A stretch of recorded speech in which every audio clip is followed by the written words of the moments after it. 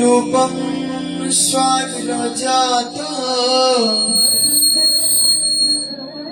सहगण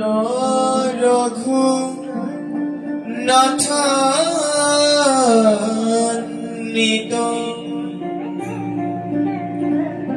त्वं सजीवं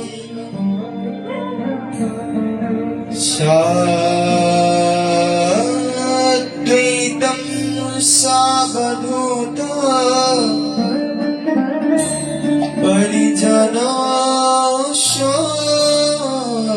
परिजनसहितं कृष्ण चैतन्यदेव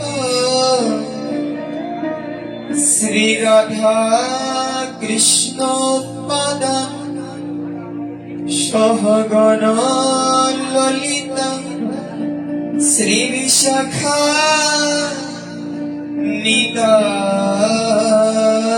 नितांश्च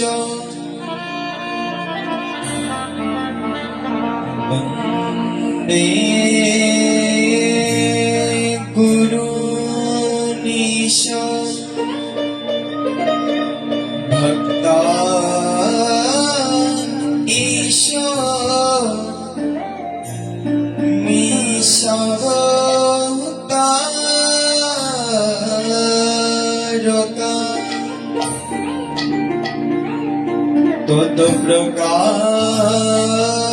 तत्प्रकाशंश्च तच्चक्ति कृष्ण चैतन्य संगता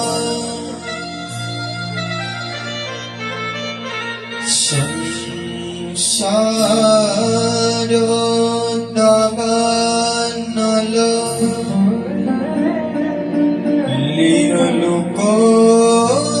लीलोकोत्रानय कारणो घना घनो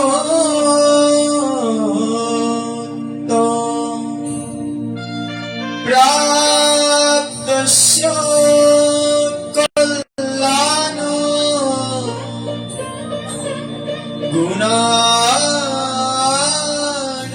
गुणार्णवस्य वन्दे गुरो श्री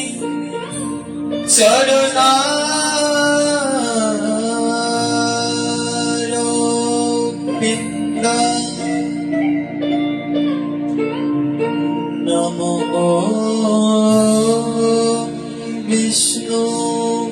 विष्णुपादाय राधापृष्ठाय भूतले श्रीमते भक्ति प्रपन्नज्योति स्वामी इति नामिने नमो आचार्य पादाय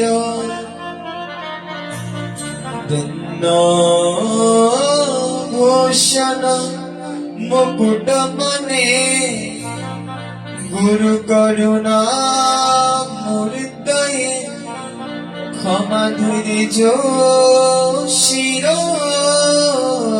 शिरोमणे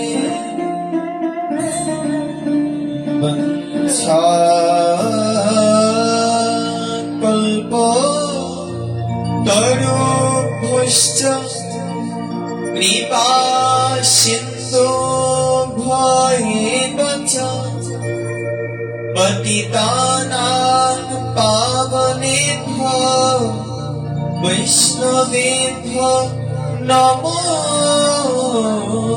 नमः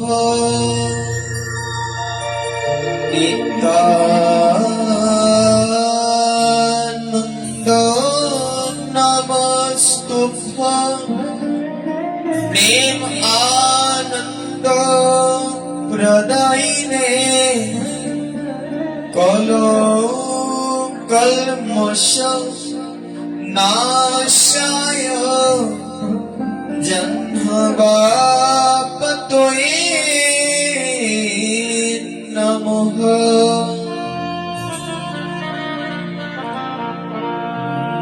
নমঃ মহাবদনায়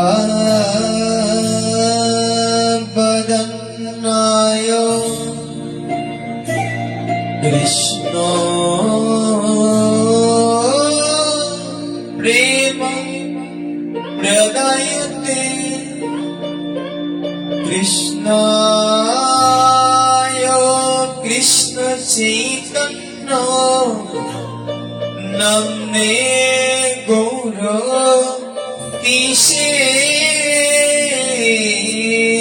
নমঃ।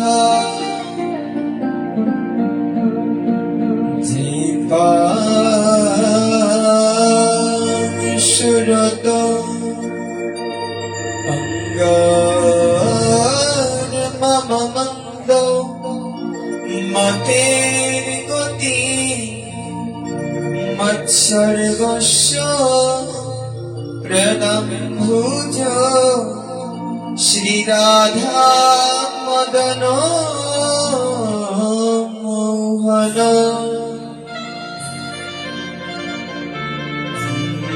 নীলাচল নিবাসায় নিত্যায় পরমাত্মনে বলভদ্র সুভদ্রাভ্য শ্রীজগন্নাথায় তে নমঃ।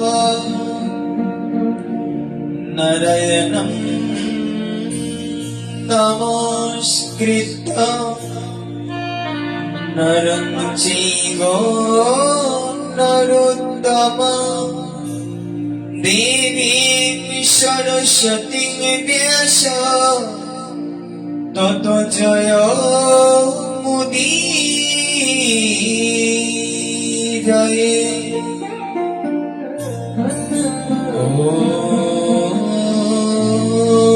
বৃন্দাবৈ তুলসী দেব প্রিয়ৈ কেশবস্য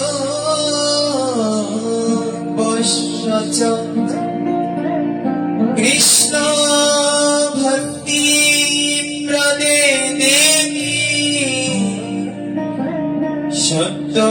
সত্যবতৈ নমো নমঃ। কৃষ্ণ কীর্তন গান নর্তন বড় প্রেমামৃত অম্ফনিধি ধীর ধীর জনপ্রিয় প্রিয় করো নির্মল সর পূজিত বন্দে রূপ সনাতন রঘুযুগ শ্রীজীব গোপালক।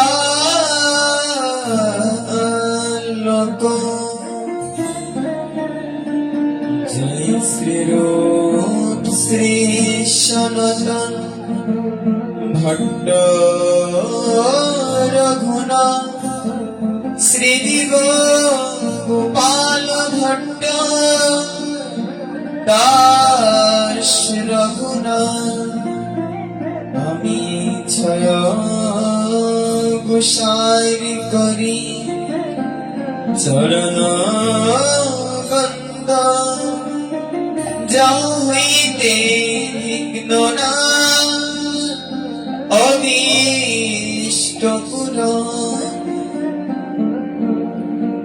ছয় গোসাইরি করি চরণ বন্দ যা হইতে নিলে ভাই কৃষ্ণ প্রেমধ সকলে দুঃখ হাতে করে তুলব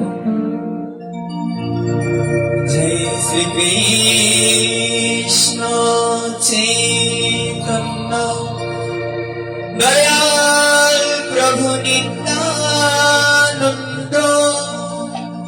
শ্রী অদ্বৈত গদাধর শ্রীবাস আদি গৌর ভক্তবৃন্দ হরে কৃষ্ণ কৃষ্ণ কৃষ্ণ হরে হরে হরে রাম রাম রাম হরে হরে।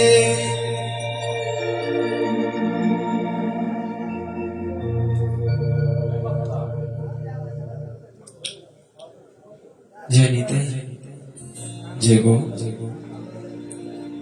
जय श्री राधेश्याम सुधी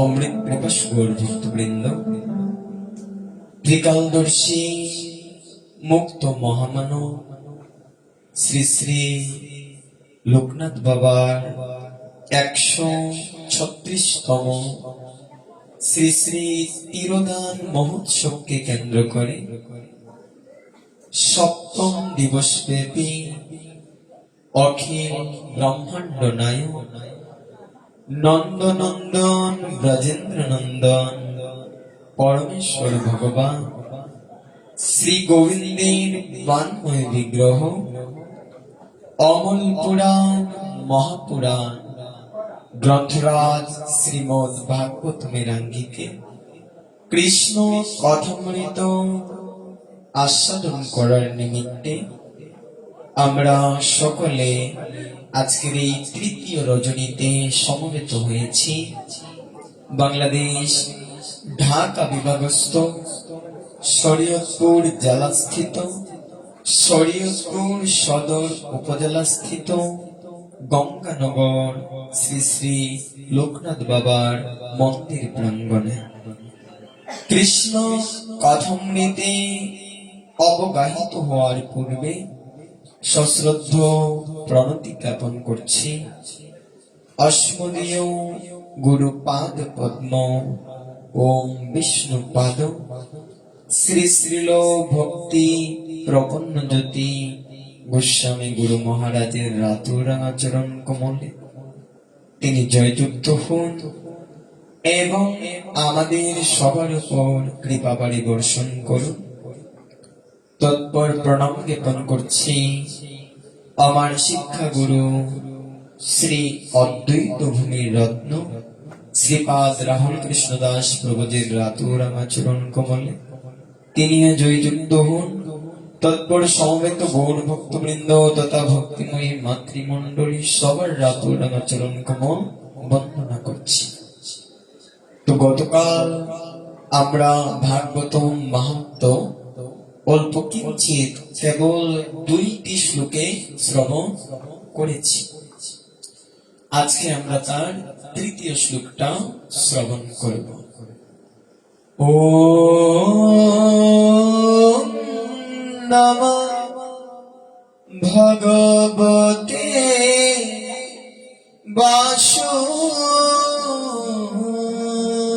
বাসুদেবায়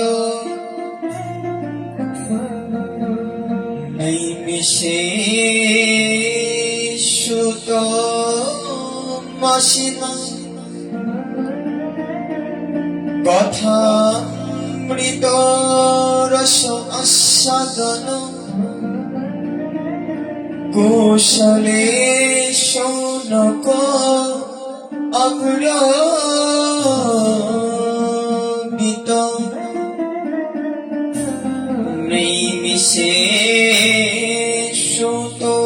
নৈমিষেষুতমসিনা নমো বিবদ্ধ মহামতি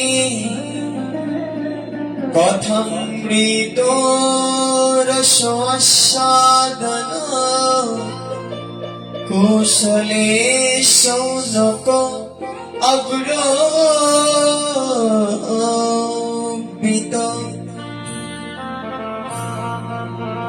একদিন নৈমিষারণ্যে শ্রীল সুত গোস্বামী পাদকে সনক, সনাতন এবং সনত কুমার আদি ঋষিবৃন্দ বলছেন, হে গুরুদেব, আমরা আপনার শরণাপন্ন, আমরা আপনার শরণ গ্রহণ করলাম।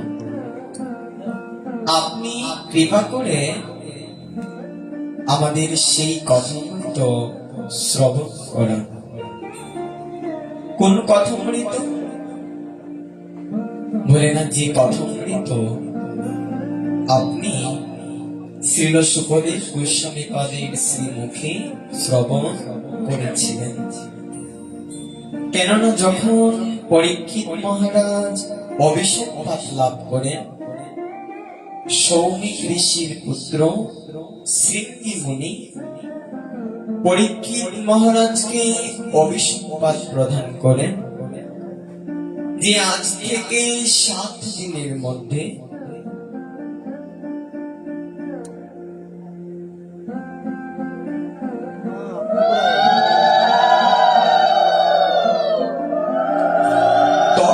দংশনে তোমার মৃত্যু হবে। কেননা তিনি সৌমিক ঋষিকে অপমান করেছিলেন। মৃত সর্প সৌমিক ঋষির গলদেশে পড়িয়ে গিয়েছিল। সেই সংবাদ যখন পরীক্ষিত মহারাজের কর্ণদ্বয়ে এসে পৌঁছল,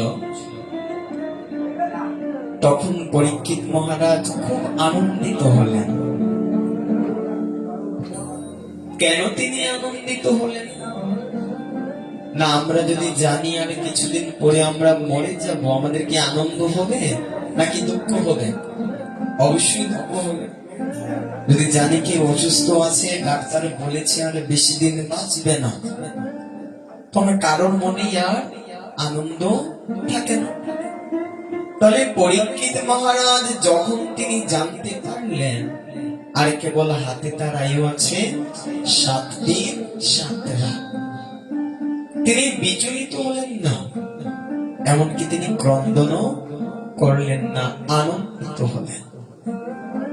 কিন্তু তার যে পত্নী ছিলেন, স্ত্রী, তিনি এই সংবাদ শ্রবণ মাত্র মূর্ছিত হয়ে পড়ে গেলেন।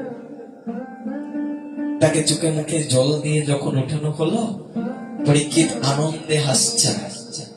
যে ব্রাহ্মণ এই সংবাদ নিয়ে পরীক্ষিতের কাছে গিয়েছিলেন, সেই ব্রাহ্মণ বলছেন, হে রাজন, এই জগতে সবাই মৃত্যু সংবাদ শুনলে ক্রন্দন করে, মরার কথা ভাবলেই লোমকূপ দাঁড়িয়ে যায়। কেউ জগতে মরতে চায় না, সবাই জগতের বুকে অমর হতে চায়, তাই কি? সবাই তো অমর হতে চায়। তাহলে আপনি কেন হাসছেন, কেন আপনি ক্রন্দন করছেন না? তখন পরীক্ষিত মহারাজ বলছেন, দেখুন হে ব্রাহ্মণ দেবতা, এই জগতের মুখে সবাই জন্মের কথা বলতে পারে, যে এতদিন পরে জন্ম হবে, কিন্তু আজ পর্যন্ত কেউ মৃত্যুর কথা বলতে পারেনি। কে কখনো মরবে সেটাও তারা জেনে যেতে পারেনি। কিন্তু আমার মতে এখনো 7 দিন 7 রাত আছে। আমি হয়তো পৃথিবীর এমন ব্যক্তি যে মৃত্যুর কথা জেনে মরতে পারব, যে এতদিন পরে আমার মৃত্যু হবে। আমরা কি বলতে পারবো যে কতদিন পরে আমাদের মৃত্যু হবে? বলতে পারবো কেউ? পরীক্ষিতের 7 দিন 7 রাত্র আয়ু ছিল। আর ভাগবতম জানলেন, কলিহত জীবের হাতে 7 সেকেন্ড আয়ু নেই। পরীক্ষিত জানতেন 7 দিন 7 রাতের আগে তিনি মরবেন না, কিন্তু কলিহত জীব জানে না যে আগামী 7 সেকেন্ড সে বেঁচে থাকবে কি থাকবে না। কেন না, ভাগবতম বলছেন প্রাণ আল্পৌষ সভ্য কলাবস্মিন যুগে জানা মন্দাসমন্দ মতয় মন্দ ভাগ্য রিপুদ্রতা।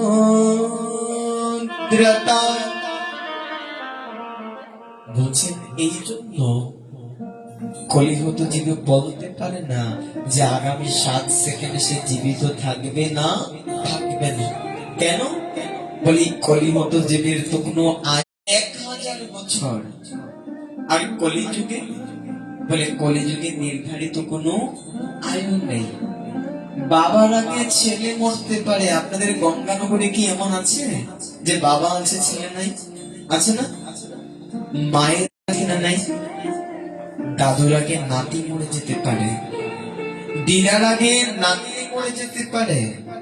শাস্ত্র আরো জানালেন যে গর্ভের মধ্যে সন্তান আসছে, ওই সন্তানটা পৃথিবীর আলো দেখবে কি দেখবে না তার কোনো নিশ্চয়তা নেই, গর্ভের মধ্যেই মরে যেতে পারে। রাতের বেলা ঘুমিয়েছেন, ওই ঘুম আর মৃত্যু অভিন্ন, আলাদা কিছু না। ঘুমালে পরে কিছু বলতে পারি আমরা? কোনো কিছু বলতে পারি না। মরার পরেও ঠিক ওই রকম হবে। তাহলে রাতের বেলা ঘুমিয়েছেন, সকাল বেলা যদি চোখটা খুলে তবেই সকাল, না খুললে পরকাল। কোনো নিশ্চয়তা নেই, যে কোনো মুহূর্তে কলিহত জীবের মৃত্যু হয়ে যেতে পারে। আজ পরীক্ষিত মহারাজ বলছেন যে আমি হয়তো একাই ব্যক্তি যে মৃত্যুর সংবাদ জেনে মরতে পারছি, তাই আমি আনন্দিত। আর এখনো 1-2 দিন নয়, 7 দিন সময় হাতের মধ্যে আছে। ওই 7 দিনের মধ্যে হয়তো আমি ভগবানকে লাভ করতে পারবো।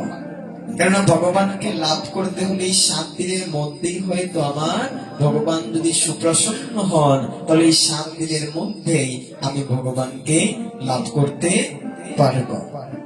তাই তিনি তেমন একটা বিচলিত হলেন না। তার পুত্র জন্মেজয়কে রাজ্যভার গছিয়ে দিয়ে আজকে তিনি কেবল একটা আসন নিয়ে তিনি চলে আসলেন গঙ্গা তটে। এসে সেই জায়গার মধ্যে আসন পেতে বসেছেন। সকল মুনি ঋষিগণের আগমন শুরু হলো। কেন আগমন?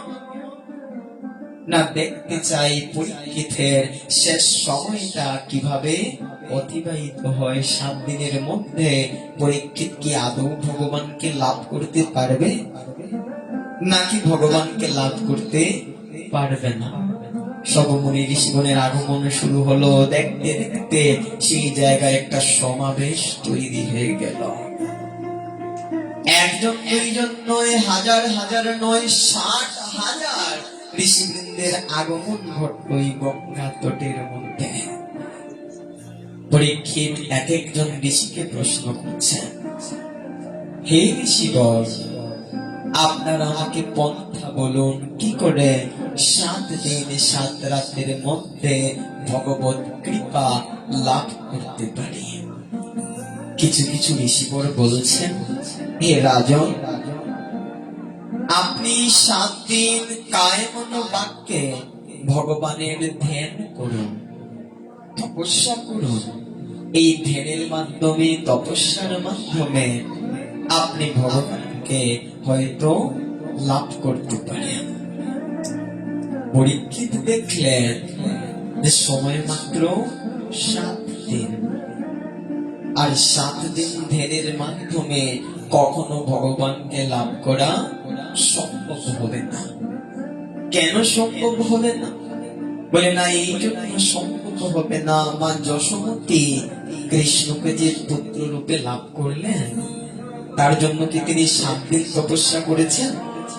মা দেবকী, বাবা বসুদেব ভগবান নারায়ণকে যে পুত্র রূপে লাভ করলেন, তার জন্য কি তারা 7 দিন তপস্যা করেছেন যে ভগবান তাদের পুত্র হয়ে আসলেন?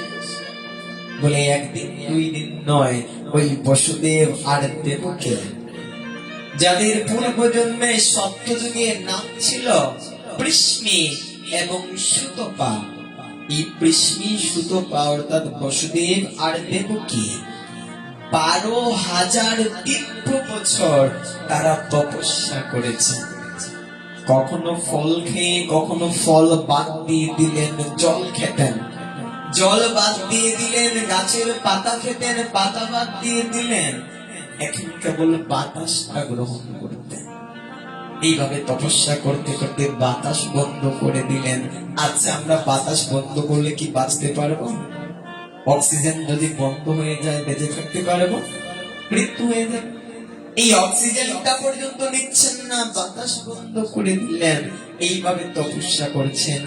কখনো মাথা মাটির দিকে, পা উপরের দিকে, কখনো আগুনে দাঁড়িয়ে, কখনো জলে দাঁড়িয়ে, এইভাবে একান্ত মনে 12,000 দিব্য বছর তপস্যা করলেন।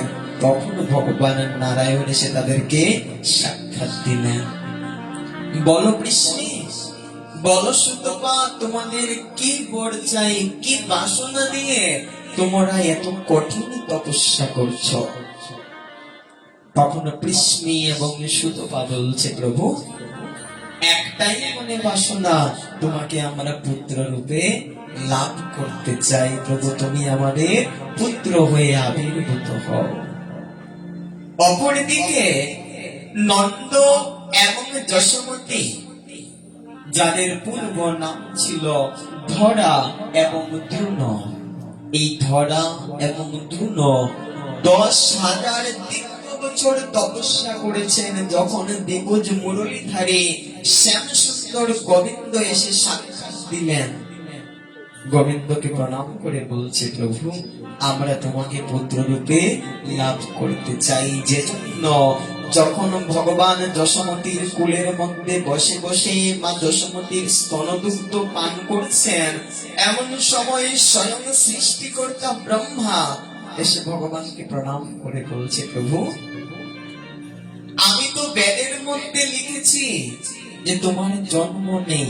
যারা বেদ মানে দেখবেন তারা নিরাকার ব্রহ্মের উপাসনা করে, তারা ভগবানকে সাকার মানতে চায় না। বলে ভগবানের নিরাকার, তার জন্ম নাই। আমি তো ব্রহ্মা নিজে বলছে, প্রভু আমি তো ওই জায়গায় লিখেছি যে তোমার জন্ম নাই, তোমার মৃত্যু নাই, তোমার আহার নাই, বিহার নাই। তাহলে প্রভু তুমি এই জায়গায় জন্মগ্রহণ করলে, আমি লিখেছি তুমি কোনো কিছু খাও না, আহার নেই, এখন থেকে তুমি মা যশোমতীর স্তনদুগ্ধ পান করছ। বলে দেখো ব্রহ্মা, আসলে আমার জন্ম নাই, মৃত্যু নাই, জন্ম কর্ম চমি দিব্যম এবং জগতি তত্ত্বত ত্যক্তা দেহং পুনর্জন্ম নয়তি মামেতি সহর্ষণ। আসলে আমার জন্ম কর্ম সবকিছু দিব্য। আর এই কথা যারা তত্ত্বগত ভাবে জানেন তাদের আর কখনো পুনর্জন্ম হয় না। আসলে আমার জন্ম নেই ব্রহ্মা, আসলে আমার আহার নেই, আমি কোনো কিছু গ্রহণ করি না, আমার কোনো কর্তব্য কর্ম নেই, আমি কর্মের অধীন নই, তথাপি আমি কর্তব্য কর্ম করি। অর্জুনকে ভগবান শ্রীমদ্ ভগবদ গীতায় বলছেন যে পার্থ, আমার এই জগতের বুকে কোনো কর্তব্য কর্ম নেই, নেই পার্থ স্তি কর্তব্যম ত্রিষু লোকেষু কিঞ্চন ন অনাব্যক্তম অবাক্তব্যম বর্তে এব চ কর্মাণি। এই জগতের বুকে আমার আসলে কর্তব্য কর্ম বলতে কোনো কিছু নেই, তথাপি আমি কর্তব্য কর্ম করি। কেন করে প্রভু? বলে যদি হি অহম নবর্তিয়াম জাতু কর্মাণি অতন্ত্রিত মম বর্তানু বর্তন্তে মনুষ্যা পার্থ সর্বস্ব। আমি যদি কর্ম না করি জগৎ জীবার কেউ কর্ম করবে না। আমি নিজে আচরণ করে জগৎ জীবকে শিক্ষা দিচ্ছি, আপনি আচরণ প্রভু জীবের শেখায়, আপনি না আচরণ জীবকে শেখানো না যায়। কেন আচরণ করি? না এই জন্য আচরণ করি। যত যত আচরতি শ্রেষ্ঠ তত্ত এবৈতরহ জন সদৎ প্রমাণম কুরুতে লোক তৎ অনুবর্ততে। এই জন্য আচরণ করি, কেননা জগতের বুকে যারা শ্রেষ্ঠ ব্যক্তিগণ তারা যা কিছু আচরণ করেন অপর সাধারণ ব্যক্তি তাদেরকে অনুসরণ করেন।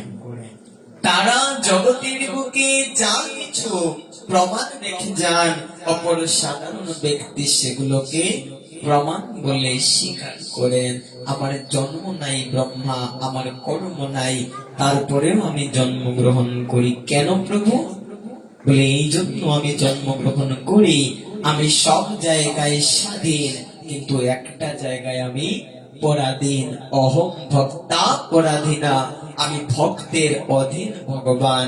আসলেই আমার জন্ম ছিল না, আসলেই আমার কর্ম ছিল না, কিন্তু মা যশোমতী 10,000 বছর তপস্যা করেছে, মা দেবকী 12,000 বছর তপস্যা করেছে। আমাকে তারা পুত্র রূপে লাভ করতে চাই। ভক্তের বাসনা পূর্ণ করার জন্য আমি জন্মগ্রহণ করি।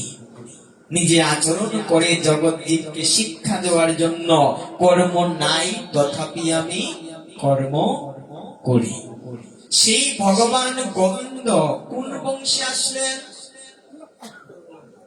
ঘোষবংশ, দাসবংশ, তালুকদার, চৌধুরী, এগুলো।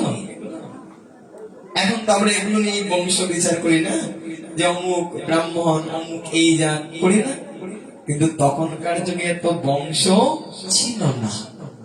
ভগবান গোবিন্দের সময় কেবল 2টো বংশ ছিল। কয়টা বংশ? 2 বংশ।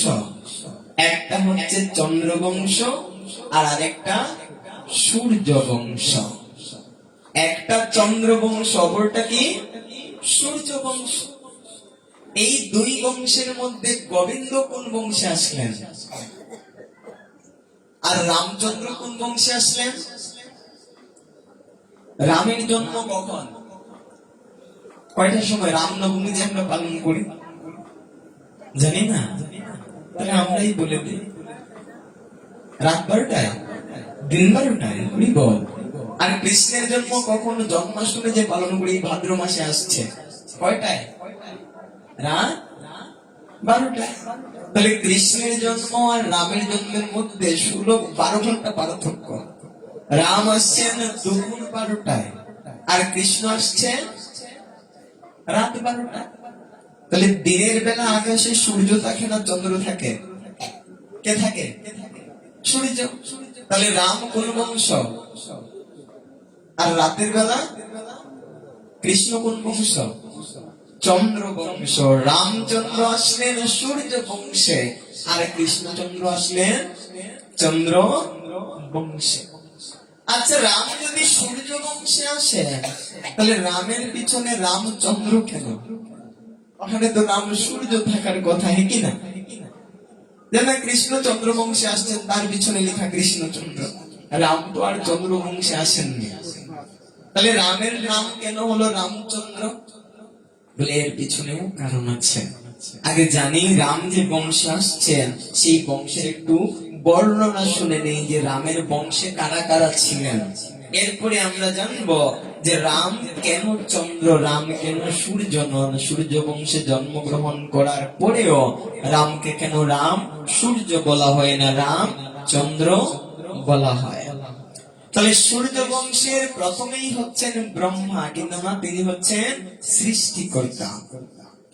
এই ব্রহ্মার পুত্র হচ্ছেন মরীচি, মরীচির পুত্র হচ্ছেন কশ্যপ ঋষি, যিনি দেবতাদেরও পিতা অসুরদেরও পিতা। এই কশ্যপের 2 জন স্ত্রীর মধ্যে একজন অদিতি, অপরজন দিতি। অদিতির পুত্রদের বলা হয় আদিত্য অর্থাৎ দেবতা, আর দিতির পুত্রদের বলা হয় দৈত্য অর্থাৎ অসুর। এই কশ্যপের পুত্র হচ্ছেন বিভস্বান। বিভস্বান কে? কার নাম বিভস্বান? সূর্যদেবের একটা নাম বিভস্বান। পাবেন কোথায়? শ্রীমদ ভগবত গীতা 4th অধ্যায় জ্ঞানযোগ 1ম শ্লোকটা গিয়ে বাড়িতে দেখবেন। গীতা তো সবার ঘুরেই আছে কিনা? চতুর্থ অধ্যায় জ্ঞান যোগ প্রথম শ্লোকে দেখবেন ভগবান বলছেন, ইমম বিবস্যতে যোগম প্রত্যবানহবয়ম বিবস্যানমনবে প্রাহু মনো ইক্ষা কবে অব্রবী।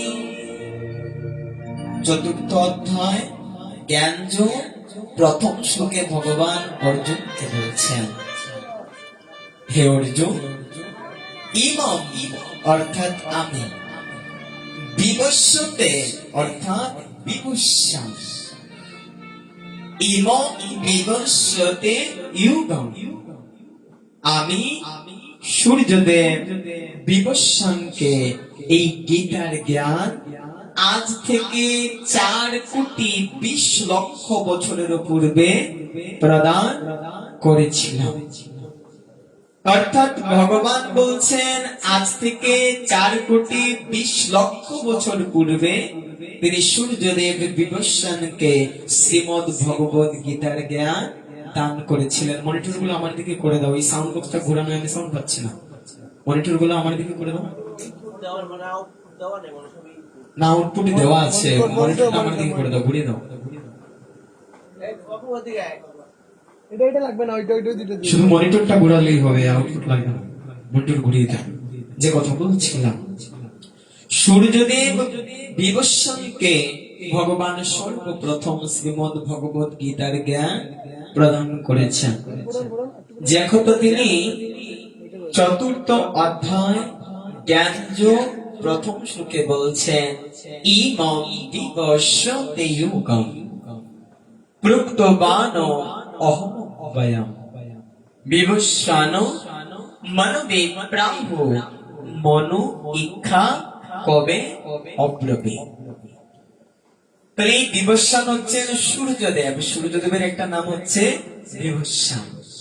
এই সূর্যদেব বিবস্বানের পুত্র হচ্ছেন বৈবস্বত মনু।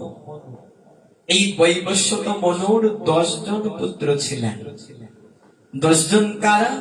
না, ইক্ষাকু, নৃগ, স্বরজাতি, দৃষ্ট, ধৃষ্ট, কুরুষ, নরিষ্যন্ত, পৃষক, নভগ এবং কবি।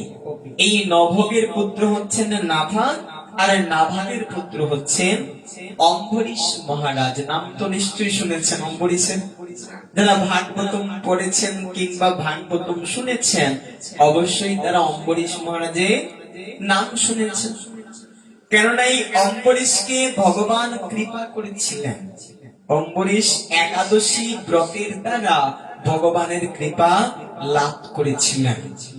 এই অম্বরীশের চরণে দুর্বাসা ঋষি অপরাধ করেছিলেন। কি অপরাধ?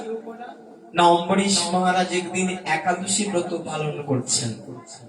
সেই দ্বাদশী দিনে দুর্বাসা ঋষি তার সমস্ত শিষ্যবৃন্দকে নিয়ে ওই অম্বরীশের আশ্রমে এসেছেন। এসে অম্বরীশকে বলছেন, অম্বরীশ, আজকে আমরা তোমার গৃহে পালন করব। একাদশীর পরে আমরা পালন করি না, তো আজকে আমরা তোমার গৃহে পালন করবো, অর্থাৎ প্রসাদ গ্রহণ করব। বলছে ঠিক আছে, যথা পাশেই সরোবর আছে, যান আপনি স্নান কার্য সেরে আসুন, আমি প্রসাদের ব্যবস্থা করছি। তো দুর্বাসা ঋষি অম্বরীশকে পরীক্ষা করার জন্য জেনে বুঝে তিনি বিলম্ব করছেন। স্নান করতে তো আর বেশি সময় লাগে না, তিনি ইচ্ছে করে দেরি করছেন, সমস্ত শিষ্যরাও ইচ্ছে করে দেরি করছে। অম্বরীশ রন্ধন কার্য সেরে ভগবানকে ভোগ নিবেদন করলেন। ভোগ নিবেদন করে সেই ভোগ সাজিয়ে রাখলেন যে দুর্বাসা ঋষি আসবেন, শিষ্য সামন্তকে নিয়ে প্রসাদ গ্রহণ করবেন। কিন্তু দেখলেন যে আর পালনের বেশিক্ষণ সময় নেই। দেখবেন একটা সময় লিপিবদ্ধ করা থাকে না পঞ্জিকায়, যে এই সময়ের মধ্যে পালন অবশ্যই করতে হবে। আর শাস্ত্র বলেন ওই সময়ের মধ্যে যদি পালন না করা হয় তাহলে ওই ব্রতের ফল প্রাপ্তি হয় না। অম্বরীশ মহারাজ দেখলেন একাদশীর যে টাইমটা থাকে, যেমন কখনো দেখবেন 5টা থেকে 8টার মধ্যে, 5টা থেকে 8:20-র মধ্যে, ওই টাইমের ভেতরে যদি পালন না করেন অথবা টাইমের আগে যদি পালন করেন ওই একাদশী ব্রতের ফল লাভ হয় না। তাই অম্বরীশ মহারাজ দেখলেন আর বিন্দু মাত্র সময় আছে, আর দুর্বাসা ঋষি এখনো এসে পৌঁছাননি। এখন যদি তিনি উপবাস ভঙ্গ না করেন তাহলে তার একাদশী ব্রতে ফল লাভ হবে না। যেহেতু অম্বরীশ মহারাজ নির্জলা ব্রত করতেন, সেই হেতু শাস্ত্র বলে যদি কেউ নির্জলা ব্রত পালন করে তিনি যদি কেবল জল গ্রহণ করেন তাহলেই তার পারণ হয়ে যায়। যদি কেউ জল খেয়ে একাদশী করে তিনি যদি ফল আহার করেন ওই সময়ের মধ্যে তাহলে তার পারণ হয়ে যায়। আর কেউ যদি ফল খেয়ে একাদশী করে তাহলে সে চিরা বা অন্য জাতীয় বস্তু ভগবানকে ভোগ দিয়ে যদি গ্রহণ করে, কিংবা শ্রীধাম পুরী ধামের ওই শুকনো যে প্রসাদ পাওয়া যায়, চাল প্রসাদ, যারা গেছেন তারা বুঝতে পারবেন, ওই শুকনো প্রসাদ যদি কেউ গ্রহণ করে তার একাদশী পারণ হয়ে যায়। যেহেতু অম্বরীশ মহারাজ তিনি নির্জলা ব্রত পালন করতেন, সেই হেতু তিনি অল্প এক বিন্দু জল গ্রহণ করলেন পালন করার জন্য। আর যখনই জল গ্রহণ করেছেন তখনই দুর্বাসা ঋষি সামনে এসে উপস্থিত হয়েছেন। মূর্খ বাসন্তী, তোমার গৃহে অতিথি, আর অতিথিকে নারায়ণ বলা হয়, অতিথিকে রেখেই তুমি পালন করে ফেললে। প্রণাম করে বলছেন, ক্ষমা করবেন মুনিবর, আমার হাতে আর বেশিক্ষণ সময় ছিল না। দুর্বাসা ঋষি এমনিতেই তো ঋষিদের মধ্যে ক্রোধান্বিত তিনি। ঋষিদের মধ্যে 3 জনের রাগ কিন্তু খুব বেশি। একজন হচ্ছেন যমদগ্নি, নাম শুনেছেন? যমদগ্নি, এই যমদগ্নি কে জানেন? এই যমদগ্নি হচ্ছেন পরশুরামের পিতা। ভগবান পরশুরামের পিতার নাম হচ্ছে যমদগ্নি। খুব বেশি ক্রোধ ছিল তার, এমন ক্রোধ ছিল যে তার স্ত্রীর সঙ্গে একদিন ঝগড়া লেগে গেছে। ঋষি যমদগ্নি তার স্ত্রী পত্নীর সঙ্গে ঝগড়া লেগে গেছে। যখনই পত্নীর সঙ্গে ঝগড়া লেগেছে, এক পর্যায়ে পুত্র দাঁড়িয়ে আছে। পুত্রকে একটু আগে বলছি, পরশুরাম। এই পরশুরামকে বলছে, পুত্র তোমার মায়ের গলা কেটে দাও। পরশুরামের হাতে কুঠার থাকে। যখনই বাবা বলছে তোমার মায়ের গলা কেটে দাও, তৎক্ষণাৎ পরশুরাম গলা কেটে দিয়েছে। পাপ হয়নি? যে মায়ের কথা বাবা যখন বলছে যে মায়ের গলা কেটে দাও, সন্তান মায়ের গলা কেটে দিয়েছে। কেন পাপ হয়নি? বলে এই জন্য পাপ হয়নি না, পরশুরাম ভালো করেই জানতেন যে বাবা যে বলছে গলা কেটে দাও, ওই কাটা মস্তক আবার লাগানোর ক্ষমতা আমার বাবার মধ্যে আছে। এই জন্য বাবার আদেশ লঙ্ঘন করেনি, তৎক্ষণাৎ মায়ের গলা কেটে দিয়েছেন। বাবা এমন সন্তুষ্ট হয়েছেন, বলছি পুত্র তুমি আমাকে একবারও জিজ্ঞাসা করলে না যে কেন কাটবো। আমি তোমার উপর খুব প্রসন্ন হয়েছি, বলো পুত্র তোমার কি বর চাই। যখনই বলছে বাবা তুমি কি আসলে আমাকে বর প্রদান করবে, বলে আসলে আমি তোমাকে বর প্রদান করব, বলো কি বর চাই। বলে বাবা আমার মায়ের কাটা মস্তক আবার তুমি আগের মতো করে দাও। যখনই বলেছেন যমদগ্নি ছিন্ন মস্তক আবার দেহের মধ্যে লাগিয়ে দিয়েছে। তাহলে কতটা ক্রোধান্বিত হলে এরকম করতে পারে। আরেকজন হচ্ছেন গৌতম ঋষি। যারা রামায়ণ পড়েছেন দেখবেন গৌতম ঋষি তার স্ত্রী অহল্যার প্রতি কুপিত হয়ে গেলেন, অভিসম্পাদ দিয়ে অহল্যাকে পাষাণ বানিয়ে দিলেন, পাথরে পরিণত করলেন। পরবর্তীতে রামচন্দ্র তার চরণ যুগল স্পর্শ করে ওই পাষাণ দেহ থেকে অহল্যাকে মুক্তি প্রদান করেছিলেন। আর অপরদিকে দুর্বাসা ঋষি প্রচুর ক্রোধ, যাকে তাকে যখন তখন অভিসম্পাদ দিয়ে দেন। আজ ক্রোধান্বিত হয়ে তার জটা ছিঁড়ে একটা রাক্ষসের সৃষ্টি করলেন। সৃষ্টি করে এই রাক্ষসটাকে আদেশ দিলেন যে অম্বরীশকে তুমি বধ করো, সে আমার চরণে অপরাধী। এই রাক্ষস ধাবিত হয়েছে আজ অম্বরীশ মহারাজকে বধ করার জন্য। যখনই ধাবিত হয়েছে, ভগবান বিষ্ণু তার হাত থেকে সুদর্শন চক্র ছুড়ে দিলেন। কেননা ভগবান বলছেন, আমার থেকে আমার নাম বড়, আর নাম থেকে আমার ভক্ত বড়।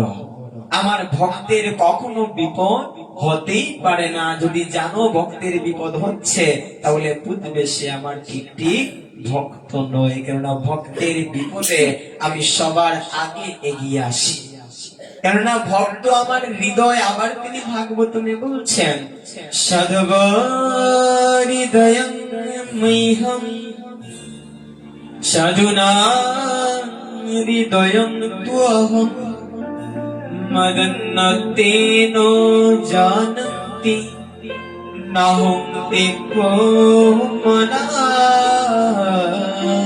গোপী।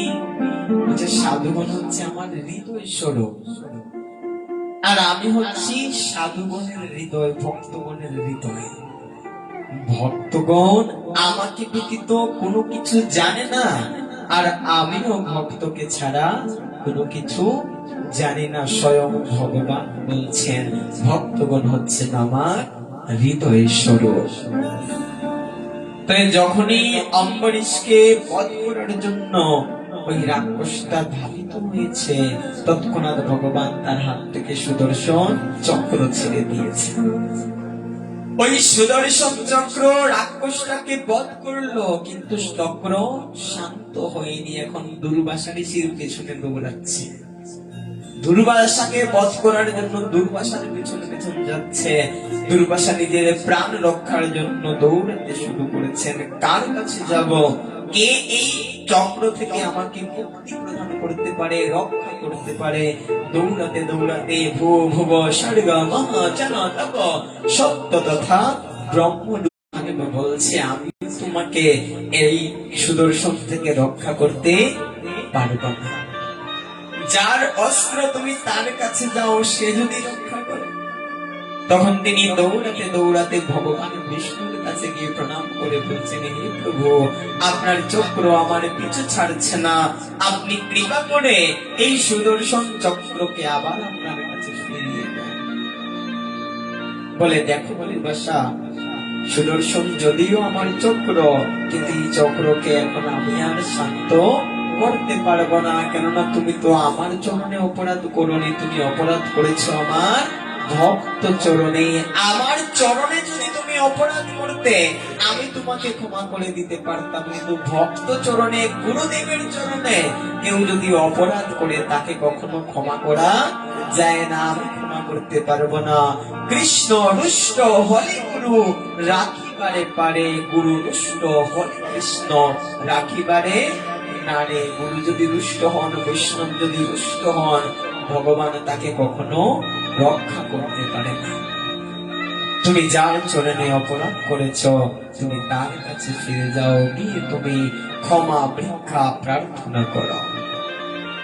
যখনই এই কথা বলেছেন, দৌড়াতে দৌড়াতে দুর্বাদশা দেশে আজকে অম্বরীশের কাছে এসছেন। প্রণাম করে বলছেন, লম্বা হয়ে, যে আমার ভুল হয়ে গেছে, আপনি কৃপা করে আমাকে ক্ষমা প্রদান করুন। সাধুর মন্ত্র সবসময় সরল হয়। দুর্বাসা ঋষিকে বুকে টেনে নিয়েছেন অম্বরীশ মহারাজ। কি বলেন, মহর্ষি, আমার অপরাধ হয়েছে, আপনি অতিথি, আর একটু সময় আপনার জন্য অপেক্ষা করা আমার উচিত ছিল। তাহলে এই অম্বরীশ হচ্ছেন নভগের পুত্র নাভা, আর নাভাগের পুত্র অম্বরীশ। অম্বরীশের পুত্র বাহক, বাহকের পুত্র সগর, সগরের পুত্র হচ্ছে অংশুমান, অংশুমানের পুত্র হচ্ছে দিলীপ, আর দিলীপের পুত্র হচ্ছে ভগীরথ। যে ভগীরথ এই ধরাধামে গঙ্গাকে নিয়ে এসেছিলেন। স্বয়ং মা গঙ্গাকে ভগীরথ নিয়ে এসেছিলেন বলে গঙ্গার একটা নাম হচ্ছে ভাগীরথী গঙ্গা। এই ভগীরথ গঙ্গাকে এই জগতের মুখে নিয়ে এসেছিলেন। এই ভগীরথের পুত্র খটবঙ্গ, খটবঙ্গর পুত্র হচ্ছে দীর্ঘবাহু, দীর্ঘবাহুর পুত্র হচ্ছে রঘু, যে রঘু বংশে রামচন্দ্রের আবির্ভাব হলো। এই রঘুর পুত্র হচ্ছেন রজ, আর রজের পুত্র হচ্ছেন মহারাজ দশরথ। এই দশরথের তিনজন রানী ছিলেন, কৌশল্যা, কৈকেয়ী এবং সুমিত্রা। এই কৌশল্যা, কৈকেয়ী এবং সুমিত্রার গর্ভে চার রূপ নিয়ে স্বয়ং ভগবান আবির্ভূত হলেন। কৌশল্যার গর্ভে যে ভগবান আবির্ভূত হলেন তার নাম হচ্ছে শ্রী রামচন্দ্র।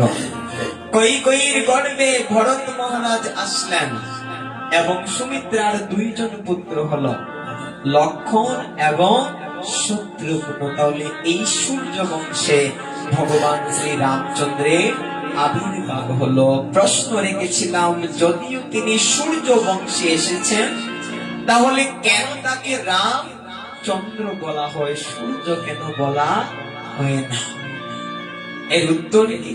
বলছে না, এর উত্তর হচ্ছে, যখন ভগবান রামচন্দ্র সূর্য বংশে আবির্ভূত হন, সূর্যদেব খুব প্রসন্ন হলেন যে আমার বংশে স্বয়ং ভগবান আবির্ভূত হয়েছে। এতটা আনন্দিত হলেন যে পূর্ব গগনে তিনি 1 মাস ছিলেন। 30 দিন আর তিনি স্থান পরিবর্তন করেন। সূর্যদেব 1 মাস পূর্ব গগনের মধ্যে ছিলেন। ভগবান রামের যখন আবির্ভাব হয়েছে, সমস্ত দেবদেবী সবাই যাচ্ছেন, রামের সেবা করছেন, কেউ পুষ্প বৃষ্টি করছে, কেউ সেবা করছেন। পবনদেব মন্দ মন্দ বাতাস দিচ্ছে, এইভাবে সেবা করছে। সবার মন খুব আনন্দিত যে স্বয়ং ভগবান আজকে ধরাধামে আবির্ভূত হয়েছে। কিন্তু একজন দেবতার খুবই মন খারাপ। তিনি কে? চন্দ্রদেব। কেন? সূর্য না গেলে তো চন্দ্র আসতে পারছেন না। সবাই খুশি, কিন্তু চন্দ্র আর খুশি হতে পারছেন না। তিনি মন খারাপ করে বসে আছেন। ভগবান রামচন্দ্র চন্দ্রকে বলছে, চন্দ্র, আমার আবির্ভাবে কি কোনো খুশি হওনি? সমস্ত দেবতারা খুশি হচ্ছে, সবাই আমার সেবা করছে, কই তুমি তো আসলে না। বলে, প্রভু আসবো কি করে? আপনি সূর্যদেবের বংশে এসেছেন, তিনি 1 মাস ধরে পূর্ব গগনের মধ্যে আছেন। তিনি যদি না যান তাহলে তো আর আমি আসতে পারি না, তাই জন্য আমার মন খারাপ। ও চন্দ্র, এই জন্য মন খারাপ? আচ্ছা, তুমি চিন্তা করো না চন্দ্র, আমি তোমাকে আশীর্বাদ করছি। কি আশীর্বাদ প্রভু?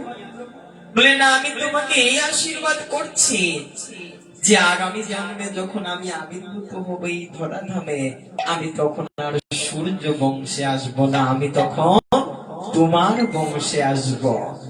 আর আরো একটা আশীর্বাদ আমি তোমাকে করছি চন্দ্র। কি আশীর্বাদ?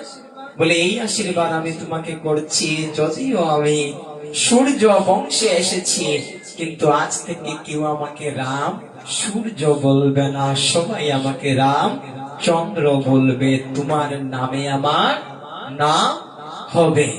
এই জন্য সূর্যদেবের নাম হচ্ছে রাম, রামচন্দ্রের নাম হচ্ছে রামচন্দ্র, রাম সূর্য নয়। তাহলে এই গেল সূর্য বংশ। এবার আসি চন্দ্র বংশ।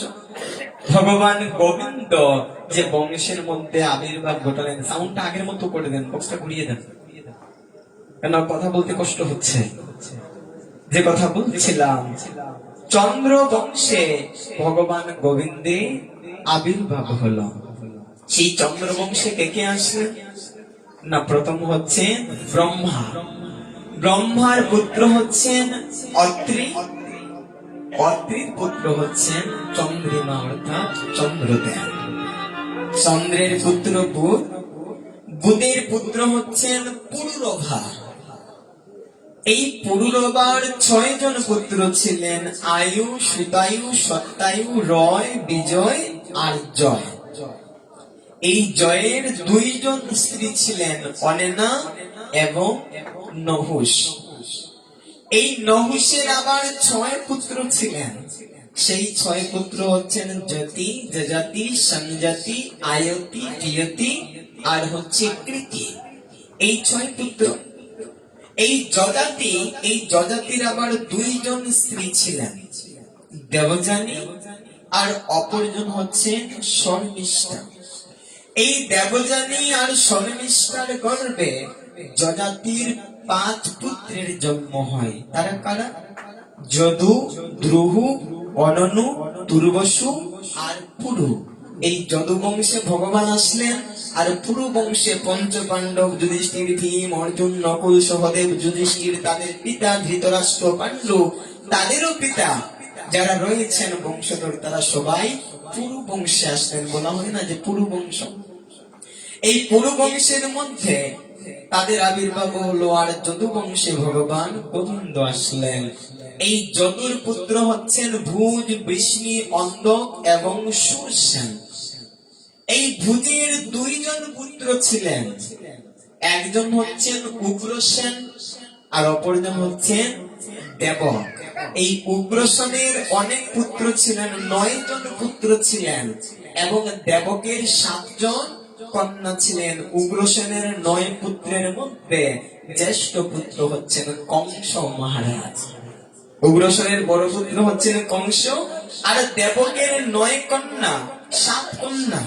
এই 7 কন্যার মধ্যে বড় হচ্ছেন কৈরবী, তারপর রোহিণী, বলরামের যে মা, তিনিও দেবকের কন্যা। ভদ্রা, রচনা, মুদিরা, ইলা আর কনিষ্ঠ কন্যার নাম হচ্ছে দেবকী, ভগবান গোবিন্দের মা। অপরদিকে সুরসনের 2 জন স্ত্রী, একজন হচ্ছেন পৌরবী, অপরজন হচ্ছেন মানিষা, এবং 3 জন পুত্র, অর্জন্য, পর্জন্য এবং দেবমীর। এই অর্জন্য এবং পর্জন্য তারা রাজ্য পরিত্যাগ করে যমুনার তীরে একটা নগরী বসালেন, যে নগরীর নাম হচ্ছে গোকুল। অর্জন্য এবং পর্জন্য তারা রাজ্য পরিত্যাগ করে তারা চলে গেলেন গোকুলে। যদিও তাদের জন্ম ক্ষত্রিয় কুলে, রাজার কুলে জন্ম, ক্ষত্রিয় বংশে জন্ম, কিন্তু তারা গিয়ে ওখানে ব্যবসা শুরু করলেন ওই গোকুলে। কিসের ব্যবসা? না, তারা গো পালন করতেন। ননি, দধি, দুগ্ধ, ননি, মাখন, ঘৃত, এগুলো তারা বিক্রি করতে শুরু করলেন। এই অর্জন্য এবং পর্জন্যের 9 জন পুত্র সন্তান হলো, যাদেরকে একসাথে নব নন্দ বলা হতো। নন্দ, সুনন্দ, আনন্দ, গয়, বিমল, যশ, কৃতি ইত্যাদি, এইভাবে তাদের 9 পুত্র ছিল, যে 9 পুত্রকে একসাথে নবনন্দ বলা হতো। অপরদিকে দেবমীর 10 পুত্র, তন্মধ্যে জ্যেষ্ঠ হচ্ছেন সুরসেন। এই সুরসেনের জ্যেষ্ঠ পুত্র হচ্ছেন বসুদেব, যে বসুদেবের পুত্র হচ্ছেন ভগবান চতুর্ভুজধারী নারায়ণ, যাকে আমরা গোবিন্দ নামে অনেকে জানি। এই বসুদেব হচ্ছেন বড়। এই বসুদেব দেবগা, ভাগ, দেবশ্রবা, অনক, সৃঞ্জয়, শ্যামক, কনক, শ্রমিক, বৃক্ষ, এইভাবে তাদের জন্ম হলো, এবং তাদের 5 বোন ছিলেন। এই বসুদেবের 5 জন বোন ছিলেন। 5 জনের মধ্যে বড় হচ্ছেন পৃথা। নাম শুনেছেন? যারা গীতা পড়েছেন, মহাভারত পড়েছেন, দেখবেন ভগবান গোবিন্দ অর্জুনকে পার্থ বলে ডাকেছেন, ডাকছেন না? নবে পার্থস্তি কর্তব্যম ত্রিষু লোকেষু কিঞ্চন নো ন ব্যক্তম অবক্তব্যম বর্তে চ কর্মণি। হে পার্থ। কেন পার্থ? না, অর্জুন হচ্ছেন পৃথার পুত্র, তাই জন্য নাম হলো পার্থ। এই পৃথাই হচ্ছেন কুন্তি দেবী। তিনি যখন সুরসেনের গর্ভে জন্মগ্রহণ করেন, এই সুরসেনের বন্ধু ছিল কুন্তিভোজ। যে কুন্তিভোজের কোনো সন্তান হয়নি, তখন কুন্তিভোজকে কথা দিয়েছিলেন যে আমার যে সন্তানটা প্রথম হবে, ওই সন্তানটা আমি তোমাকে দিয়ে দেব। যে জন্য এই পৃথাকে তিনি কুন্তিভোজকে দান করলেন। এই কুন্তিভোজের কোনো সন্তান ছিল না, সুরসেন দান করলেন, এবং এই কুন্তিভোজ এই পৃথাকে নিয়ে গেলেন, আর নাম দিলেন দেবী কুন্তি। এই কুন্তির নাম হচ্ছে পৃথা। তাহলে এইভাবে দেখতে দেখতে এই যে নন্দ মহারাজ, এই নন্দ মহারাজের কুলে ভগবান গোবিন্দের জন্ম হলো। তার ঘরকে আলো করে তিনি দিবজ মুরলীধারী শ্যাম সুন্দর আসলেন। অপরদিকে বসুদেবের কুলকে আলোকিত করে কংসের কারাগারে চতুর্ভুজধারী নারায়ণের আবির্ভাব হলো। এখন বলতে পারেন তাহলে কি কৃষ্ণের দুই জায়গায় জন্ম হয়েছিল? ভাগবতম বলছেন আসলে কৃষ্ণের দুই জায়গায় জন্ম হয়েছিল। কংসের কারাগারে যে গোবিন্দের জন্ম হয়েছিল সেই গোবিন্দের হচ্ছে চার হাত। কার চার হাত? ভগবান নারায়ণের হচ্ছে চার হাত। আর নন্দ আর যশোমতীর কুলে যে গোবিন্দের জন্ম হয়েছিল তিনি হচ্ছে দ্বিভুজ মুরলীধারী শ্যাম সুন্দর। তার হাত হচ্ছে দুইটা, তার চার হাত নয়। আরো প্রমাণ আছে, চলুন আমরা একটা ভজন শ্রবণ করি, এরপরে আমরা প্রমাণগুলো জানবো যে কৃষ্ণ আর নারায়ণ কি আদৌ দুই জায়গায় আবির্ভূত হয়েছিলেন, কেন হয়েছিলেন, কি কারণ ছিল। চলুন এই কৃষ্ণের একটা ভজন আমরা শ্রবণ করি।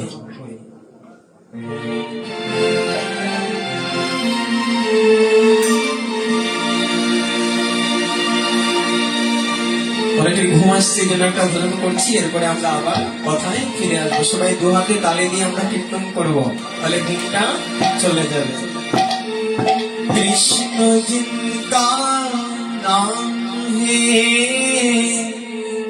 গোকুল জিনকা ধাম হে, কৃষ্ণ জিনকা নাম হে गोकुल जिनका धाम है, कृष्ण जी सही बोलना बात में समझ सही बोलना।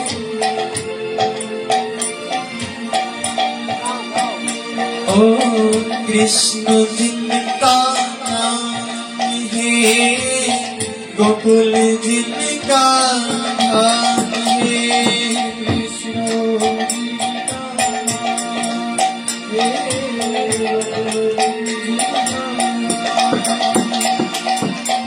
इस श्री भगवान को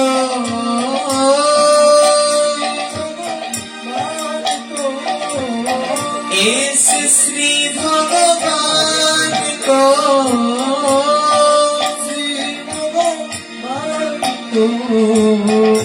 बारंबार प्रणाम है, बारंबार प्रणाम है।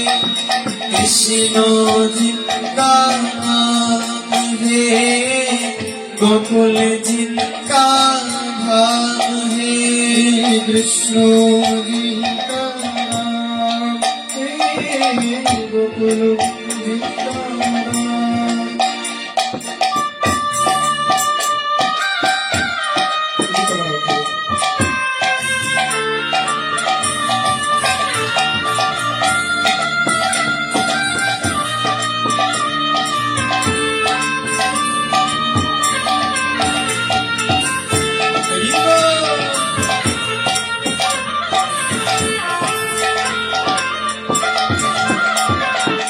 यशोदा जिनकी मैया है, नंद जीवा मैया है, यशोदा जिनकी मैया है, कमली की मैया है, यशोदा जिनकी मैया है, नंद जीवा मैया है, यशोदा जिनकी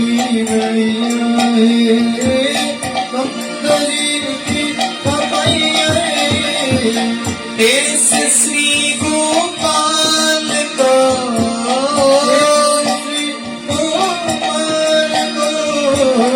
इस श्री गोपाल को श्री गोपाल को बार बार प्रणाम है, कृष्ण जी का नाम है गोकुल जिनका नाम।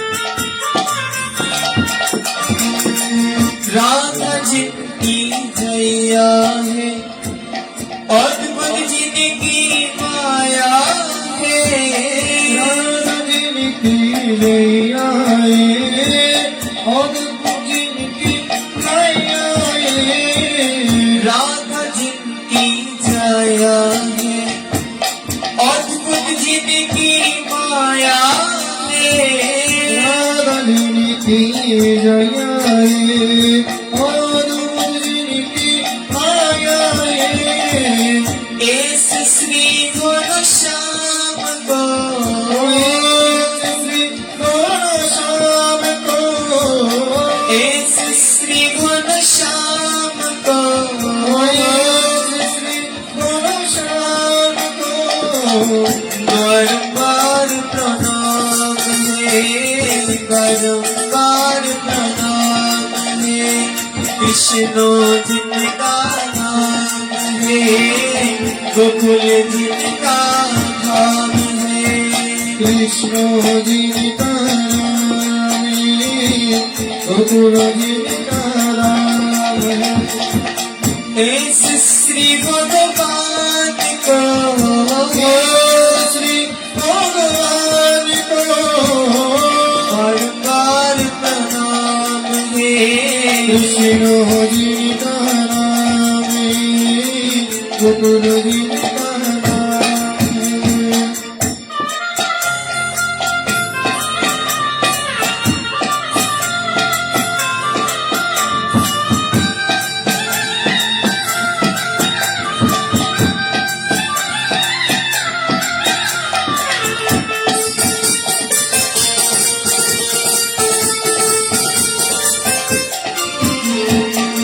लुट लुट कर माखन खाए, गोकुल गोदी माखन खाए, लुट लुट कर माखन खायो, गोकुल गोदी माखन खाए। ग्वाल बाल सन धेनु चढ़ायो, ग्वाल सुमदीर चराए, ग्वाल बाल सन धेनु चढ़ायो, ग्वाल सुमदीर चराए। इस श्री धाम को, श्री दीननाथ को बारंबार प्रणाम है, बारंबार प्रणाम है। कृष्ण जिनका नाम है, गोकुल जिनका नाम है। ओ इस श्री भगवान को, श्री भगवान को बारंबार प्रणाम है, बारंबार प्रणाम है, बारंबार प्रणाम है। बारंबार प्रणाम। बोलिए कृष्ण कन्हैया लाल की निताई गौर सीतानंद प्रेमानंदे हरि हरि बोल। जय जय श्री राधे श्याम। যে কথা বলেছিলাম যে চতুর্ভুজধারী নারায়ণ তিনি দেবকী এবং বসুদেবের ঘোরকে আলোকিত করে ওই কংসের কারাগারে আবির্ভূত হয়েছিলেন। কেন চতুর্ভুজধারী নারায়ণ? আমরা প্রথমে জেনেছি যে দেবকী আর বসুদেব নারায়ণকে পুত্র রূপে পাওয়ার জন্য তারা 12,000 বছর তপস্যা করেছে। কতবার? বলে একবার নয়, দুইবার নয়, তিনবার তারা ভগবানকে পুত্র রূপে লাভ করবেন এই বাসনা করেছিলেন ভগবান শ্রী নারায়ণের কাছে। তখন ভগবান তাদের তপস্যায় সন্তুষ্ট হয়ে বর প্রদান করলেন যে আমি তিনবার তোমাদের পুত্র হয়ে জন্মগ্রহণ করব। প্রথম জন্মে ভগবান কৃষ্ণী এবং সুতপার গর্ভে অর্থাৎ বসুদেব এবং দেবকীর গর্ভে আবির্ভাব ঘটালেন। সেই জন্মে ভগবানের নাম হলো কৃষ্ণী গর্ভা। যেহেতু কৃষ্ণীর গর্ভে এসেছেন সেই জন্য নাম হলো পৃষ্ণি গর্ভা। দ্বিতীয় জন্মে সেই সুতপা কশ্যপ ঋষি হয়ে জন্মগ্রহণ করলেন এবং পৃষ্ণি অদিতি হয়ে জন্মগ্রহণ করলেন। এই অদিতি এবং কশ্যপের সর্বকনিষ্ঠ পুত্র হয়ে ভগবানের আবির্ভাব হলো। জ্যেষ্ঠ পুত্রের নাম হচ্ছে বৈবস্বত মনু, বিবস্বান সূর্যদেব, এবং অপর পুত্রের নাম হচ্ছে ইন্দ্র। এই ইন্দ্রের ছোট ভাই বলে তার নাম হলো উপেন্দ্র। ভগবান যখন দ্বিতীয় জন্ম গ্রহণ করেন, দ্বিতীয় জন্মে আসেন, তখন ভগবানের নাম হলো উপেন্দ্র। যেহেতু ইন্দ্রের ছোট ভাই, তাই জন্য নাম হলো উপেন্দ্র। এই উপেন্দ্র মানুষ যেভাবে 4 ফিট 5 ফিট লম্বা হয়, এই উপেন্দ্র লম্বা ছিলেন মাত্র 52 আঙ্গুল। এই 5 আঙ্গুল 10 আঙ্গুল করে মাত্র 52 আঙ্গুল ছিল এই উপেন্দ্রের হাইট। যেই জন্য এই উপেন্দ্রকে বলা হতো বামন ভগবান। 52 আঙ্গুল ছিল বলে তাকে বলা হতো বামন দেব, বামন ভগবান, যিনি বলিকে হরণ করেছিলেন, বলির রাজ্য হরণ করেছিলেন। যদি সময় পাই আগামী 2 দিনের মধ্যে আমরা একটু আস্বাদন করানোর চেষ্টা করব। তাহলে এই ভগবানের দ্বিতীয় জন্মে বামন হয়ে আসলেন, আর তৃতীয় জন্মে ওই দেবকীর কুলের মধ্যে কংসের কারাগারে আবির্ভূত হলেন। জন্মের সময় তার 4 হাত ছিল। এই 4 হাত দেখে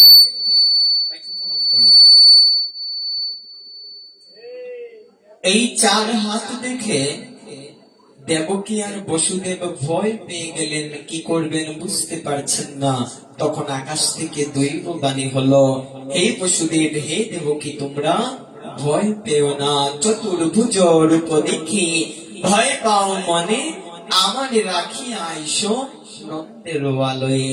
সেথায় অবতীর্ণ হয়েছেন যুগমায়া, আমারে রাখিয়া তোমরা তারে আনো গিয়া।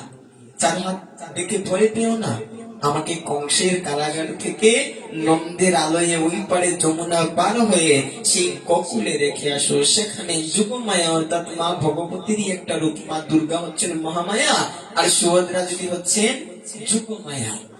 সেখানে যুগমায়ার আবির্ভাব ঘটেছে, আমাকে ওই জায়গায় রেখে যুগমায়াকে নিয়ে আসো। তখন বসুদেব ওই নদীটা পার হয়ে, যমুনা পার হয়ে গোকুলে গিয়ে সেখান থেকে যে যুগমায়ার আবির্ভাব হয়েছিল সেই যুগমায়াকে নিয়ে আসলেন, আর ওই চতুর্ভুজধারী নারায়ণকে তিনি গোকুলে রেখে আসলেন। অপরদিকে দ্বিভুজ মুরলীধারী শ্যাম সুন্দর গোবিন্দ, তিনিও একই সময় যশোমতীর কুলকে আলোকিত করে আবির্ভূত হলেন। প্রশ্ন আসতে পারে, যদি 2 জনের জন্ম হয় তাহলে আমরা কেন একজন দেখতে পাই, আলাদা আলাদা কেন দেখি না? শাস্ত্র বলছে, যিনি কৃষ্ণ তিনি নারায়ণ, যিনি নারায়ণ তিনি কৃষ্ণ। কেবল নারায়ণ আর কৃষ্ণের মধ্যে গুণের পার্থক্য, তথ্য এক। যিনি নারায়ণ তিনি রামচন্দ্র, তিনি কৃষ্ণচন্দ্র, আর কলিযুগের তিনি হচ্ছেন গৌর হরি। কিন্তু গুণের দিক থেকে আলাদা। রামচন্দ্রের গুণ হচ্ছে 60 গুণ, 62.5 গুণ। ভগবানের নারায়ণের গুণ হচ্ছে 60, রামচন্দ্রের 62.5, আর কৃষ্ণের হচ্ছে 64 গুণ। গুণের দিক থেকে দেখতে গেলে কৃষ্ণের 4টি গুণ বেশি আছে, আর নারায়ণের 4টি গুণ কম আছে। কিন্তু যিনি কৃষ্ণ তিনি নারায়ণ। সেই জায়গায় কৃষ্ণের দেহের মধ্যে নারায়ণ লীন হয়ে গেলেন, যেই জন্য আমরা গোকুলে কেবল এক কৃষ্ণকে দেখতে পাই। আরো যদি প্রমাণ দেই যে বৃন্দাবনের কৃষ্ণ তিনি হচ্ছেন দ্বিভুজ মুরলীধারী শ্যাম সুন্দর, আর বৃন্দাবনের বাহিরের যে কৃষ্ণ তিনি হচ্ছেন চতুর্ভুজধারী নারায়ণ। প্রমাণ কোথায়? প্রমাণ হচ্ছে এই জায়গায় যে বৃন্দাবনে যে কৃষ্ণ তিনি কখনো চক্র ধারণ করেননি। করেছেন? বৃন্দাবনে কৃষ্ণ চক্র ধারণ করেছেন। 6 দিন বয়সে তিনি পুতনাকে বধ করলেন। অঘাসুর, বকাসুর, তৃণাবর্তাসুর, অরিষ্টাসুর, কত অসুরকে মারলেন, বড় বড় অসুরকে মারলেন। অস্ত্র ধারণ করেছেন? কেবল হাত দিয়ে, এই দেহ দিয়ে তিনি বড় বড় অসুরকে মেরে ফেললেন। সেই গোবিন্দ যখন মহাভারতে সেই ইন্দ্রপ্রস্থে শিশুপাল গোবিন্দকে অপমান করছে, তিনি কোনো কিছু বলেননি। যখন তার ভক্ত দ্রৌপদীকে নিয়ে কটাক্ষ করছে, তখন ভগবান শিশুপালকে মারার জন্য সুদর্শন চক্র ছেড়ে দিলেন। আর বৃন্দাবনে বড় বড় অসুর মারলেন, অস্ত্র ধারণ করলেন না। আর বৃন্দাবনের বাহিরে মানুষকে মারার জন্য তিনি সুদর্শন চক্র ধারণ করেছেন। বৃন্দাবনে গোবিন্দ সদা সর্বদা মুরলী বাদন করেছেন, বংশী বাদন করেছেন, চক্র ধারণ করেননি। আর বৃন্দাবনের বাহিরে গোবিন্দ কখনো মুরলী বাদন করেননি। তিনি হচ্ছেন চক্রধারী ভগবান। বৃন্দাবনের গোবিন্দ বংশীধারী, আর বৃন্দাবনের বাহিরে যে গোবিন্দ তিনি হচ্ছেন চক্রধারী ভগবান। তারপরে দেখা গেল গোবিন্দের যখন আবির্ভাব হলো, সবাই ঘুমিয়ে আছে।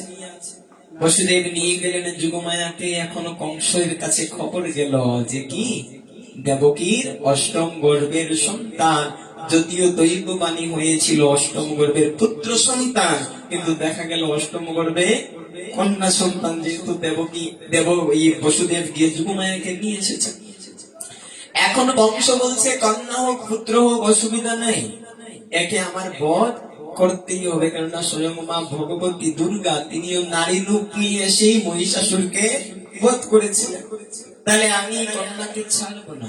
বলে এই কন্যাকে মারার জন্য দেবকীর কুল থেকে নিয়ে যখনই আকাশে ছুড়ে আছাড় দিতে গেলেন মাটিতে, তৎক্ষণাৎ ওই কন্যা আকাশের মধ্যে ভেসে গেল। গিয়ে কংসকে বলল, মূর্খ কংস, তুই আমাকে মারবি? আমাকে মারার তোর ক্ষমতা কি আছে? তোকে যে মারবে তার কিন্তু ঠিকই জন্ম হয়েছে। তোমাকে বধিবে যে গোকুলে বাড়িতে, সে তোমাকে যে বধ করবে সে এখানে নাই। সে কোথায় আছে? ওই নদীর ওপারে, অর্থাৎ যমুনার ওই পারে গোকুলে। সে ধীরে ধীরে বড় হচ্ছে, ঠিক সময়ে তোমাকে বধ করবে। এই কথা বলে এই যুগমায়া তিনি চলে গেলেন বিন্ধ্যাচল পর্বতে। এখনো তিনি সেখানে পূজিত হচ্ছেন। তার নাম হচ্ছে বিন্ধ্যবাসিনী দেবী। যারা ভারতে গেছেন সেই জায়গায় গেলে দেখতে পারবেন, সেই দক্ষিণ ভারতে বিন্ধ্যাচল পর্বত, ওই বিন্ধ্যাচল পর্বতে এই যুগমায়া এখনো পূজিত হচ্ছেন। তার নাম হচ্ছে বিন্ধ্যবাসিনী দেবী। অপরদিকে কি হলো, কংস যখন জানতে পারলো যে কৃষ্ণ অন্য কোথাও জন্মগ্রহণ করেছেন, তখন তার সমস্ত যারা মিত্র ছিল সবাইকে একে একে ডাকতে শুরু করলো যে সবাই আসো, আমি বিপদের মধ্যে আছি, যে কোনো মুহূর্তে আমার মৃত্যু হয়ে যেতে পারে। আমার শত্রু এই জগতের মধ্যে অন্য কোথাও জন্মগ্রহণ করেছে, দেবতারা আমার সঙ্গে ছল করেছেন। তৎপূর্বে বলেনি যে দেবকীর 6 পুত্রকে কংস বধ করেছে। আপনারা তো নিশ্চয়ই অবগত আছেন, কৃষ্ণের জন্মের পূর্বে কংস দেবকীর 6 পুত্রকে বধ করেছিল কিনা? তাহলে দেবকী যদি কংসের বোন হয়, কাকাত্ব বোন, আপন কাকাত্ব বোন, কেননা কংস হচ্ছেন উগ্রসেনের জ্যেষ্ঠ পুত্র, আর উগ্রসেনের আপন ভাই হচ্ছেন দেবক। দেবকীর সর্বকনিষ্ঠ কন্যা, সপ্তম কন্যা, যার নাম হচ্ছে দেবকী।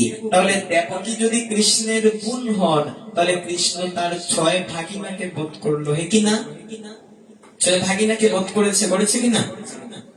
তাহলে মামা কি করে ভাগিনাকে বধ করতে পারে? প্রশ্ন আসে কিনা?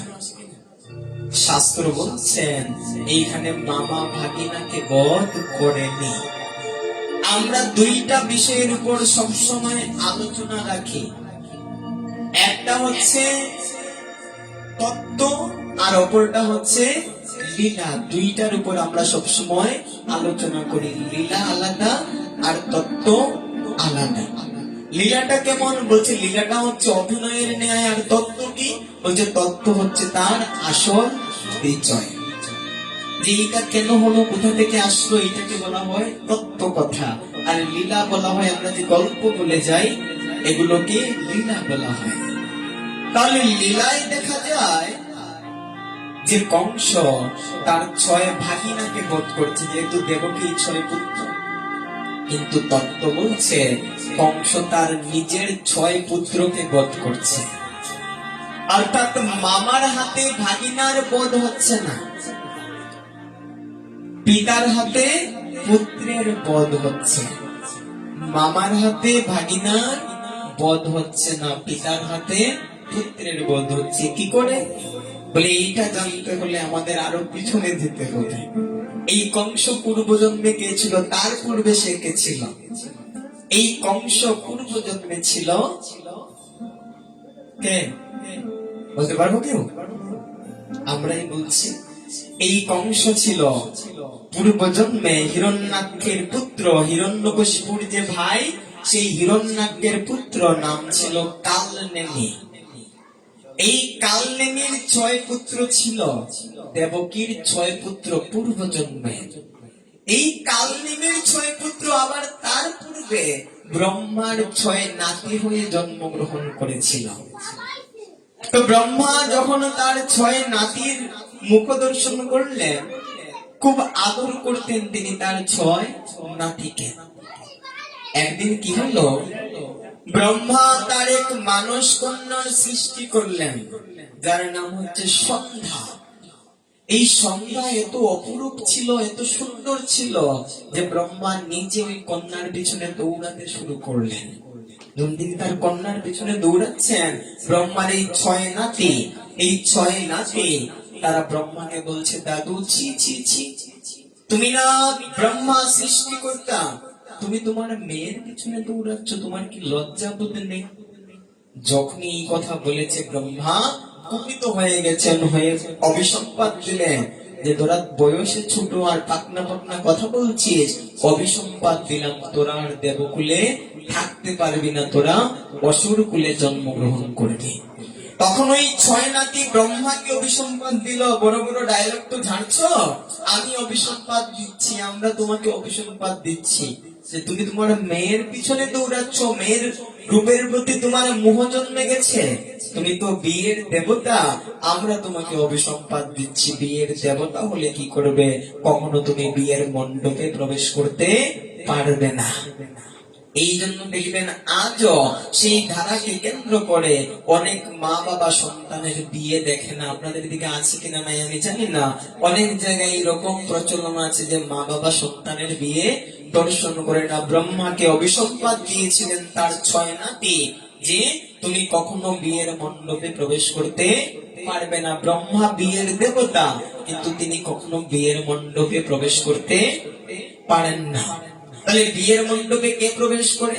বলে ব্রহ্মার হয়ে ভগবান বিষ্ণু আসেন। ওই জন্য দেখবেন বরকে বলা হয় বিষ্ণু পুরুষ, বলা হয় কিনা? বিয়ের দেবতা ব্রহ্মা প্রবেশ করতে পারেন না, ব্রহ্মার হয়ে স্বয়ং ভগবান বিষ্ণু এসে আশীর্বাদ দিয়ে যান।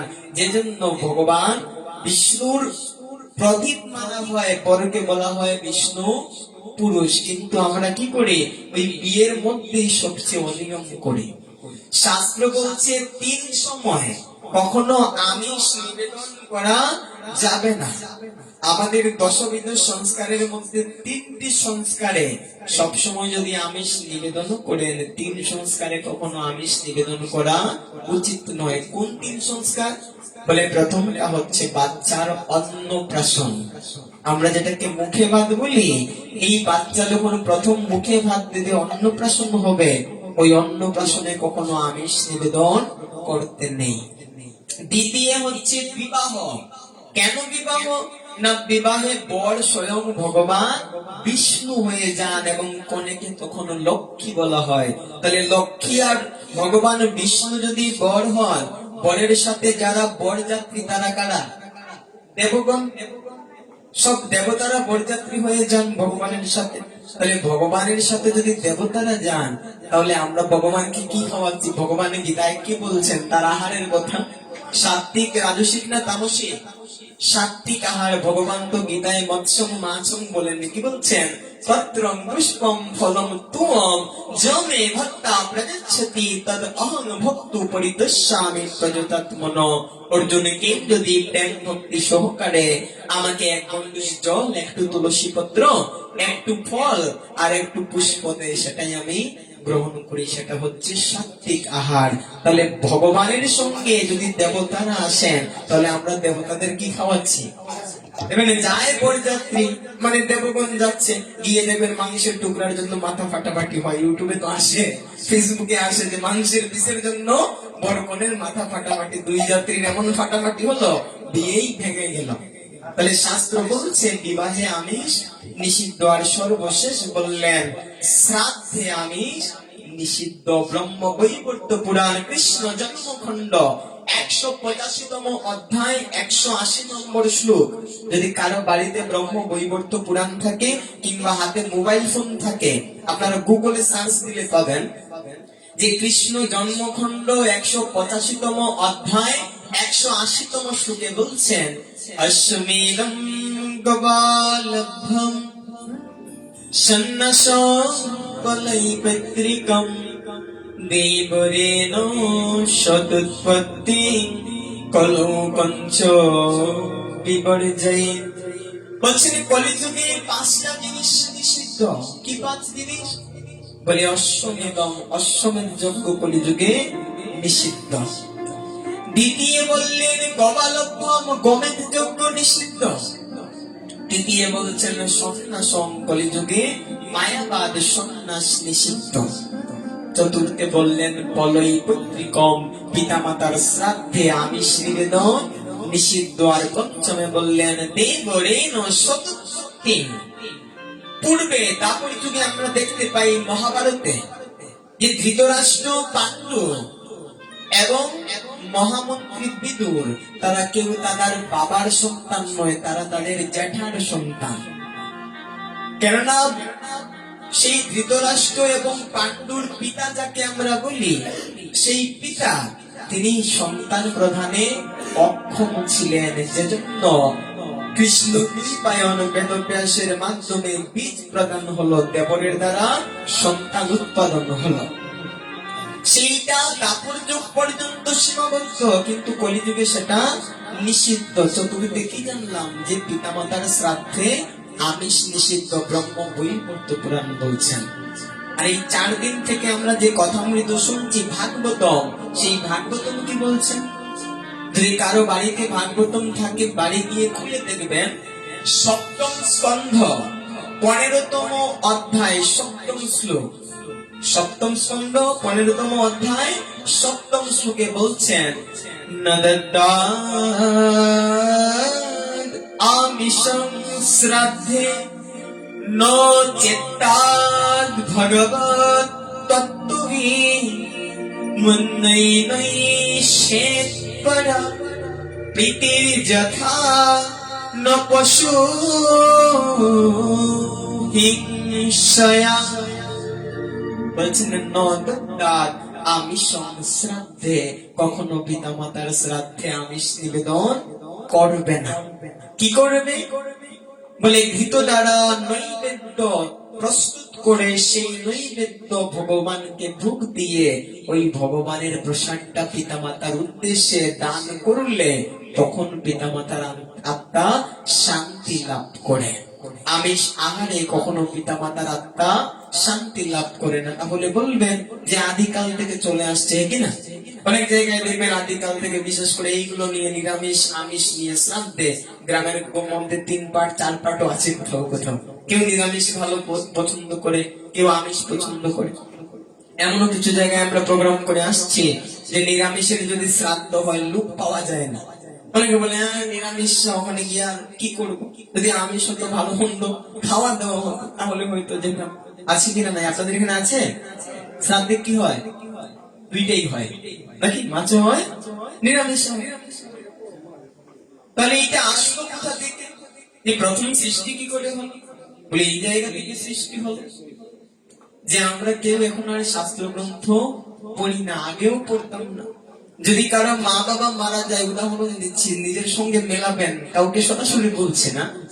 যদি এই গ্রামে আপনাদের গঙ্গানগরে কারো মা বাবা মারা যায়, দেহ রাখে, তখন আমরা কি করি? আমাদের যিনি কুল পুরোহিত আছেন, ব্রাহ্মণ, তার কাছে যাই। আর গ্রামের যারা মুরব্বী আছে, মুরল বলা হয়, বয়োজ্যেষ্ঠ, তাদের কাছে যাই। গিয়ে বলি কাকা বাবু বা জ্যাঠা বাবু বা আমাদের যারা কুল পুরোহিত আছেন, পুরোহিত মশাই, আমার পিতা কিংবা মাতা তো দেহ রেখেছেন, তাহলে তার তো অন্ত্যেষ্টি কার্য সমাপ্ত হলে এখন শ্রাদ্ধের ব্যবস্থা করতে হবে। আচ্ছা বলুন তো কতদিনে শ্রাদ্ধ করব? এটা হচ্ছে প্রথম প্রশ্ন। বলি কিনা যে কতদিনে শ্রাদ্ধ করব, এটা হচ্ছে প্রথম প্রশ্ন। কতদিনে শ্রাদ্ধ করবো? সাউন্ড অফ হয়ে গেছে, নাড়াচাড়া করা যাবে না এখানে। হয়তো লাইনে আপনারা চুপচাপ বসেন, কেউ উঠবেন না। এই যে মালা দেওয়া দেবী, এর মাধ্যমে অপরাধ হয়। মালা একজনের গলায় থাকবে, নাহলে খুলে রেখে দেবেন। এই একজনের গলা থেকে আরেকজনের দিবেন, এগুলো পড়ে পাঠের মধ্যে দিবেন, তাহলে পাঠের কথায় ব্যাঘাত ঘটবে। এই যে সাউন্ড নষ্ট হয়ে গেছে, আউটপুটে চলে গেছে, মনিটরে আছে, আউটপুটটা চেক করে। মাল্টিতে না তো নিচে মাল্টিতে চলে গেছে। জয় নিতাই, জয় গৌর, জয় শ্রী রাধেশ্যাম।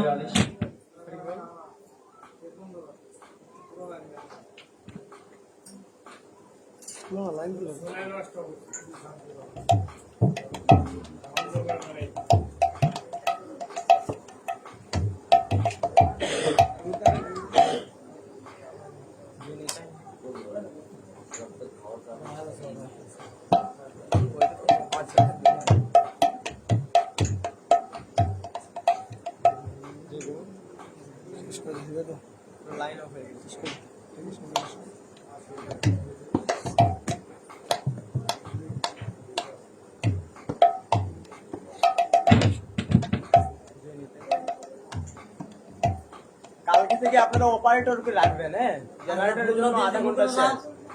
আপনারা তো পারবেন না, যিনি অপারেটর আছে তাকে বলবেন, কারণ সাউন্ডের তো টাকা দিতে হবে, ফ্রি তো আনা হয় নাই। তাহলে যেহেতু টাকা দিবেন, অপারেটরকে বলবেন কন্টিনিউ থাকতে। আমরা যেখানে প্রোগ্রাম করি ওখানে কন্টিনিউ অপারেটর থাকে, কোনো সাউন্ড আসে না। সাউন্ডটা ঠিক করে। জয় নিতাই, জয় গৌ, জয় শ্রী রাধে। এখন হয়তো ঠিক আছে, আউটপুট শোনা যায় এখানে। বড় বক্স কি বাজছে? বড় বক্স, হ্যাঁ বাজে নাই না? এটা মনিটর বাজছে, আউটপুটটা হয় নাই।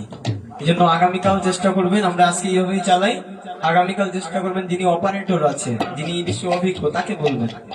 আমাকে দিয়ে যদি সব হয়ে যেত তাহলে তো অপারেটরের প্রয়োজন ছিল না, হ্যাঁ কি না? এবার একটা জেনারেটর মানে চালানো যায়নি, কারণ যেটা যে জানে সে চালাতে পারবে, আমি আপনি তো পারবো না, তাই না?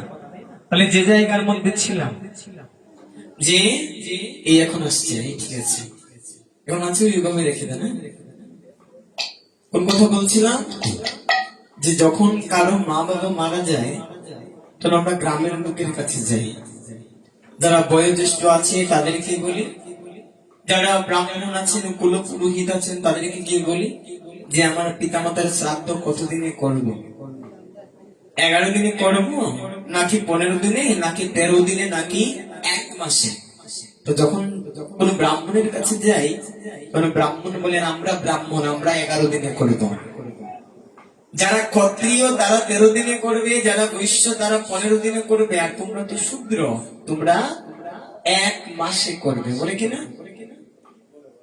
এইভাবেই বলি। যা বলছি ঠিকই বলছি, দেখবেন 1 মাসে বলে। কিন্তু শাস্ত্র বলছে, হরি ভক্তি বিলাস দানস বিলাসটা একটু খুলে দেখবেন। শাস্ত্র বলছে সবাইকে, ব্রাহ্মণ, ক্ষত্রিয়, বৈশ্য কিংবা শূদ্র, সবাইকেই 11 দিনে শ্রাদ্ধ করতে হবে। কেন 11 দিনে? বলে এই জন্য 11 দিনে 10 দিন পর্যন্ত ওই জীবের আত্মাটা বাড়ির আশেপাশে ঘোরাফেরা করে। 11তম দিবসে যখন পিণ্ড দান করা হয়, শ্রাদ্ধ করা হয়, তখন সেই আত্মাটাকে কর্মফল ভোগ করার জন্য নিয়ে যাওয়া হয়, বিচারের জন্য নিয়ে যাওয়া হয়। 11 দিনের পূর্বে যায় না, আর 11 দিনের পরে হলে সেই আত্মাটাকে নরকে নিয়ে যাওয়া হয়। হরিভক্তি বিলাস দ্বাদশ বিলাসটা খুলে দেখবেন, সেই জায়গার মধ্যে আছে যে অবশ্যই 11তম দিবসে ব্রাহ্মণ, ক্ষত্রিয়, বৈশ্য কিংবা শূদ্র সবাইকেই শ্রাদ্ধ করতে হবে।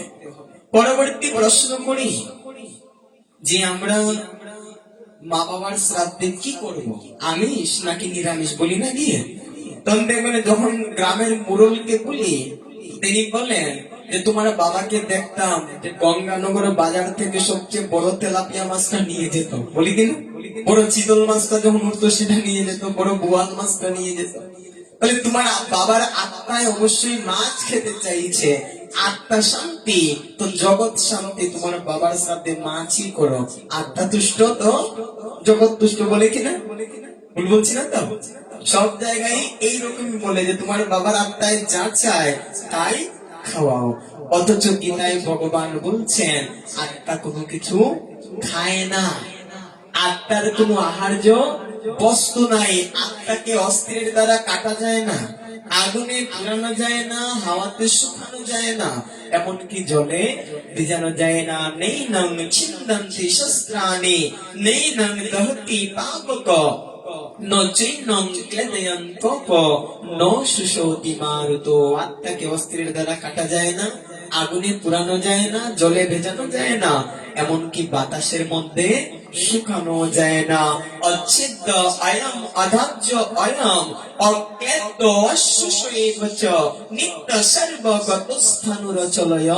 সনাতন আত্মা অচ্ছেদ্য অধার্য অক্লেদ্য অশুষ। দেহের মৃত্যু হয়, আত্মার কখনো মৃত্যুই হয় না। আত্মা কি করে?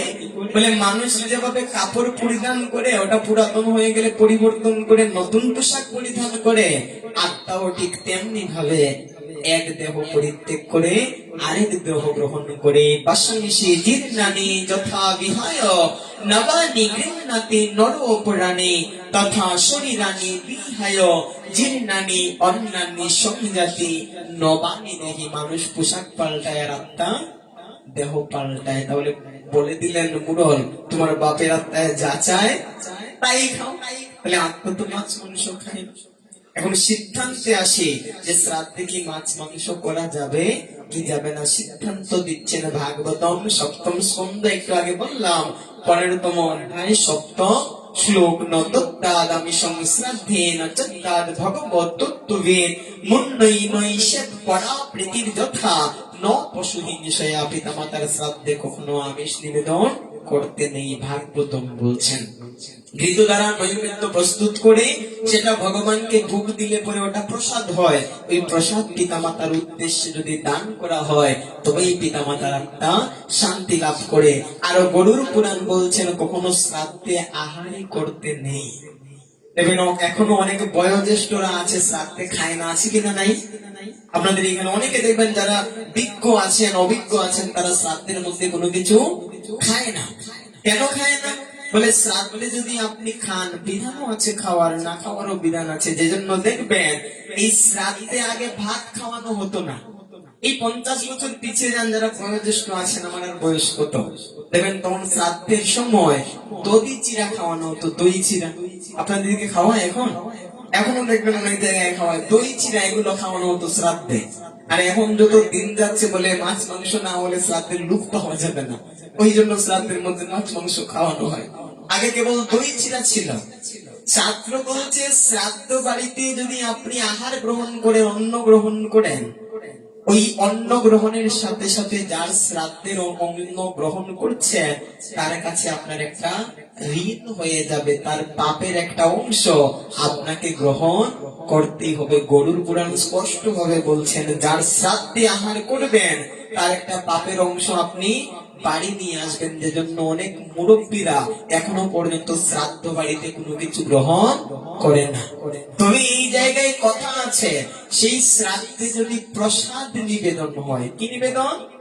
প্রসাদ, ভগবানকে ভোগ দিয়ে যদি সবাইকে নিবেদন করা হয়, খাওয়ানো হয়, সেই প্রসাদ গ্রহণ করা যাবে। কেননা প্রসাদে কখনো পাপ হয় না, প্রসাদ কখনো অপবিত্র হয় না। প্রসাদের সর্ব দুঃখ নাম, প্রসাদের সর্ব দুঃখ হরণ করে নেয়। যদি প্রসাদ হয় সেই বাড়িতে আপনারা খেতে পারেন। প্রসাদ ব্যতীত যদি কেউ শ্রাদ্ধ বাড়িতে আহার করেন, তাহলে যার শ্রাদ্ধের আহার করছেন তার কৃতকর্মের পাপ কর্মের একটা অংশ আপনাকেও ভোগ করতে হবে, গ্রহণ করতে হবে।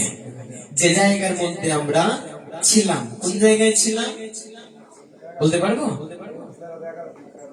ও 11 দিন কিনা 13 দিন, বলছি 11 দিনই অবশ্যই সবাইকে শ্রাদ্ধ করতে হবে। যদি 11 দিনের শ্রাদ্ধ না হয় তাহলে 12তম দিবসে আবার শাস্ত্র বলছে হরিভক্তি বিলাস দ্বাদশ বিলাস 666 নম্বর পৃষ্ঠা, বাড়ি গিয়ে খুলে দেবেন, আমি পৃষ্ঠা বলে দিচ্ছি। হরিভক্তি বিলাস দ্বাদশ বিলাস 666তম পৃষ্ঠায় লেখা আছে যে যদি একাদশীতে শ্রাদ্ধ করে, কোন দিনে? একাদশী তিথিতে অনেকের শ্রাদ্ধ পড়ে না, যদি একাদশী তিথিতে শ্রাদ্ধ পড়ে তাহলে একাদশীতে শ্রাদ্ধ না করে ওই শ্রাদ্ধটা দ্বাদশতম দিবসে 12তম দিনে করতে পারেন, কেননা একাদশীতে শ্রাদ্ধ নিষিদ্ধ। একাদশীতে যদি কেউ শ্রাদ্ধ করে, দাতা ভুক্তা প্রেত, দাতা মানে কে? যে দান করছে। শ্রাদ্ধ শব্দের অর্থ কি? শ্রাদ্ধ শব্দের অর্থ হচ্ছে শ্রদ্ধার সহিত দান করা। কে দান করে? পুত্র কন্যা, তারাই তো দান করে। এই শ্রাদ্ধের প্রবর্তক কে? শ্রাদ্ধের প্রবর্তক হচ্ছেন দত্তাত্রেয় ঋষির পুত্র, যার নাম হচ্ছে নিমি। এই নিমি সর্বপ্রথম শ্রাদ্ধের প্রবর্তন করেছিলেন। এই নিমি হচ্ছেন শ্রাদ্ধের প্রবর্তক। তাহলে যে জায়গার মধ্যে আমরা ছিলাম, একাদশী যদি পড়ে একাদশতম দিবসে, তাহলে একাদশতম দিবসে শ্রাদ্ধ না করে দ্বাদশতম দিবসে শ্রাদ্ধ করার বিধান আছে, কিন্তু এর থেকে বিলম্ব নয়। দ্বাদশতম দিবসের পূর্বেই শ্রাদ্ধ কার্য সমাপ্ত করতে হবে। যদি কেউ একাদশীতে শ্রাদ্ধ করেন, দাতা ভুক্তা প্রেত তিনজনেরই নিরয় গতি লাভ হয়। নিরয় গতি মানে কি? তারা উঁচু কুল থেকে, উঁচু লুক থেকে নিচু লুকে গমন করেন। হরিভক্তি বিলাস, দ্বাদশ বিলাস, 666 নম্বর পৃষ্ঠার দ্বিতীয় যে শ্লোক আছে এর নিচেই আপনারা দেখতে পাবেন যে একাদশীতে শ্রাদ্ধ করলে দাতা ভুক্তা প্রেত তিনজনেরই নিরয় গতি লাভ হয়। তাই কখনো শ্রাদ্ধ একাদশীতে করতে নেই, শ্রাদ্ধে কখনো আমিষ নিবেদন করতে নেই। শ্রাদ্ধে অবশ্যই ভগবানকে নৈবেদ্য প্রদান করে, সেই নৈবেদ্য নিবেদন করে যখন সেটা প্রসাদ হবে, সেই প্রসাদ ভগবানকে অবশ্যই প্রদান করতে হয়। আজকের মতো কৃষ্ণ কথামৃত এই জায়গায় বিশ্রাম টানছি। আজকে যে জায়গায় কথামৃত বিশ্রাম টানলাম, যে কংসের কি করে 6 পুত্রকে সে বধ করলো, এই 6 পুত্র কিভাবে কংসের পুত্র হলো, এই কথাগুলো আমরা আগামীকাল শ্রবণের প্রতিশ্রুতি দিয়ে আজকের মতো কৃষ্ণ কথামৃত এই জায়গার মধ্যে বিশ্রাম টানছি। সবাই আমার সাথে বলুন, আমরা একটু রাধারানীর কীর্তন করব। আমরা প্রথমে বলবো, সবাই আমাদের সাথে সাথে দোয়া কীর্তন করবেন। অবশ্যই হাতে তালি দিয়ে, কারণ ঘুম চলে আসছে। এই মাঠে এখনো ঘুমাচ্ছেন, যদি রাত 11:20 বাজে। জয় নিতাই, হরি বল, জয় রাধে রাধে রাধে, জয় রাধে রাধে, জয় রাধে রাধে রাধে, জয় রাধে রাধে, জয় রাধে রাধে রাধে, জয় রাধে রাধে।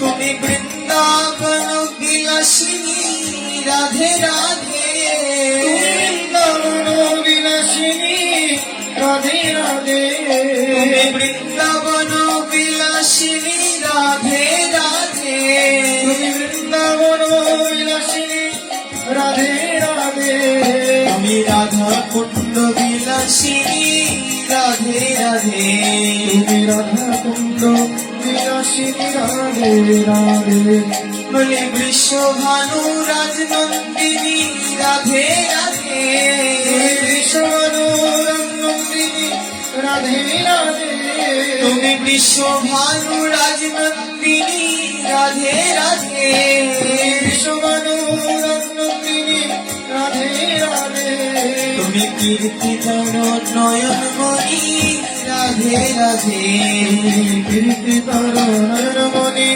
রাধে রাধে, জয় রাধে রাধে রাধে, জয় রাধে রাধে, জয় রাধে রাধে রাধে, জয় রাধে রাধে।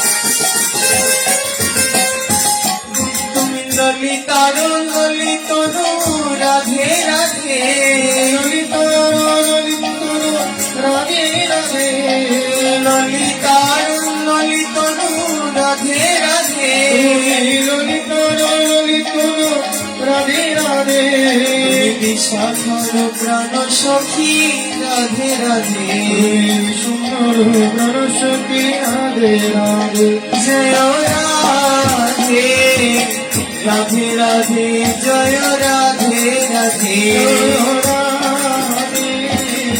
রাধে রাধে জয় রাধে জয় রাধে রাধে রাধে জয় রাধে রাধে জয় রাধে রাধে রাধে জয় রাধে রাধে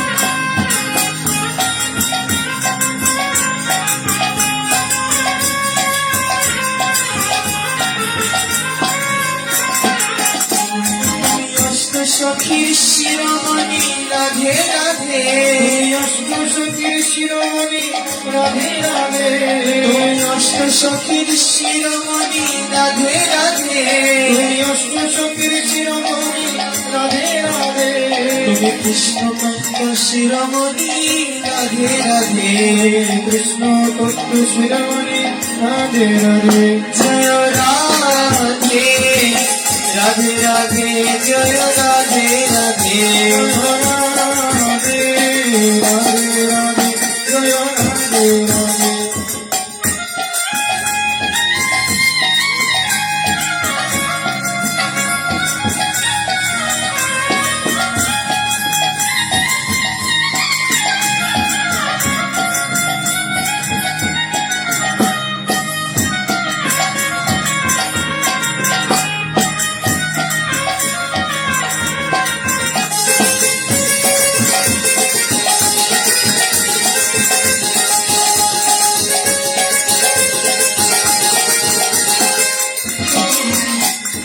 রাধে মুকুটমণি রাধে রাধে রাধে মুকুটমণি রাধে রাধে তুমি ব্রজের মুকুটমণি রাধে রাধে রাধে মুকুটমণি রাধে রাধে মহাভাব শিরোমণি রাধে রাধে মহাভাব শিরোমণি রাধে রাধে তুমি মহাভাব শিরোমণি রাধে রাধে তুমি মহাভাব শিরোমণি রাধে রাধে জয় রাধে রাধে রাধে জয় রাধে রাধে জয় রাধে রাধে রাধে জয় রাধে রাধে তুমি শ্যাম সুহাগে সুহাগিনী রাধে রাধে শিব সোহাগিনী সোহাগিনী রাধে রাধে তুমি শ্যাম সুহাগে সুহাগিনী রাধে রাধে শিব সোহাগিনী সোহাগিনী রাধে রাধে তুমি শ্যামলাদি আল্লাদিনী রাধে রাধে শ্যামলাদে আল্লাদিনী রাধে রাধে জয় রাধে রাধে রাধে জয় রাধে রাধে জয় রাধে রাধে রাধে জয় রাধে রাধে জয় রাধে রাধে রাধে জয় রাধে রাধে জয় রাধে রাধে রাধে জয় রাধে রাধে জয় রাধে জয় রাধে জয় রাধে জয় রাধে জয়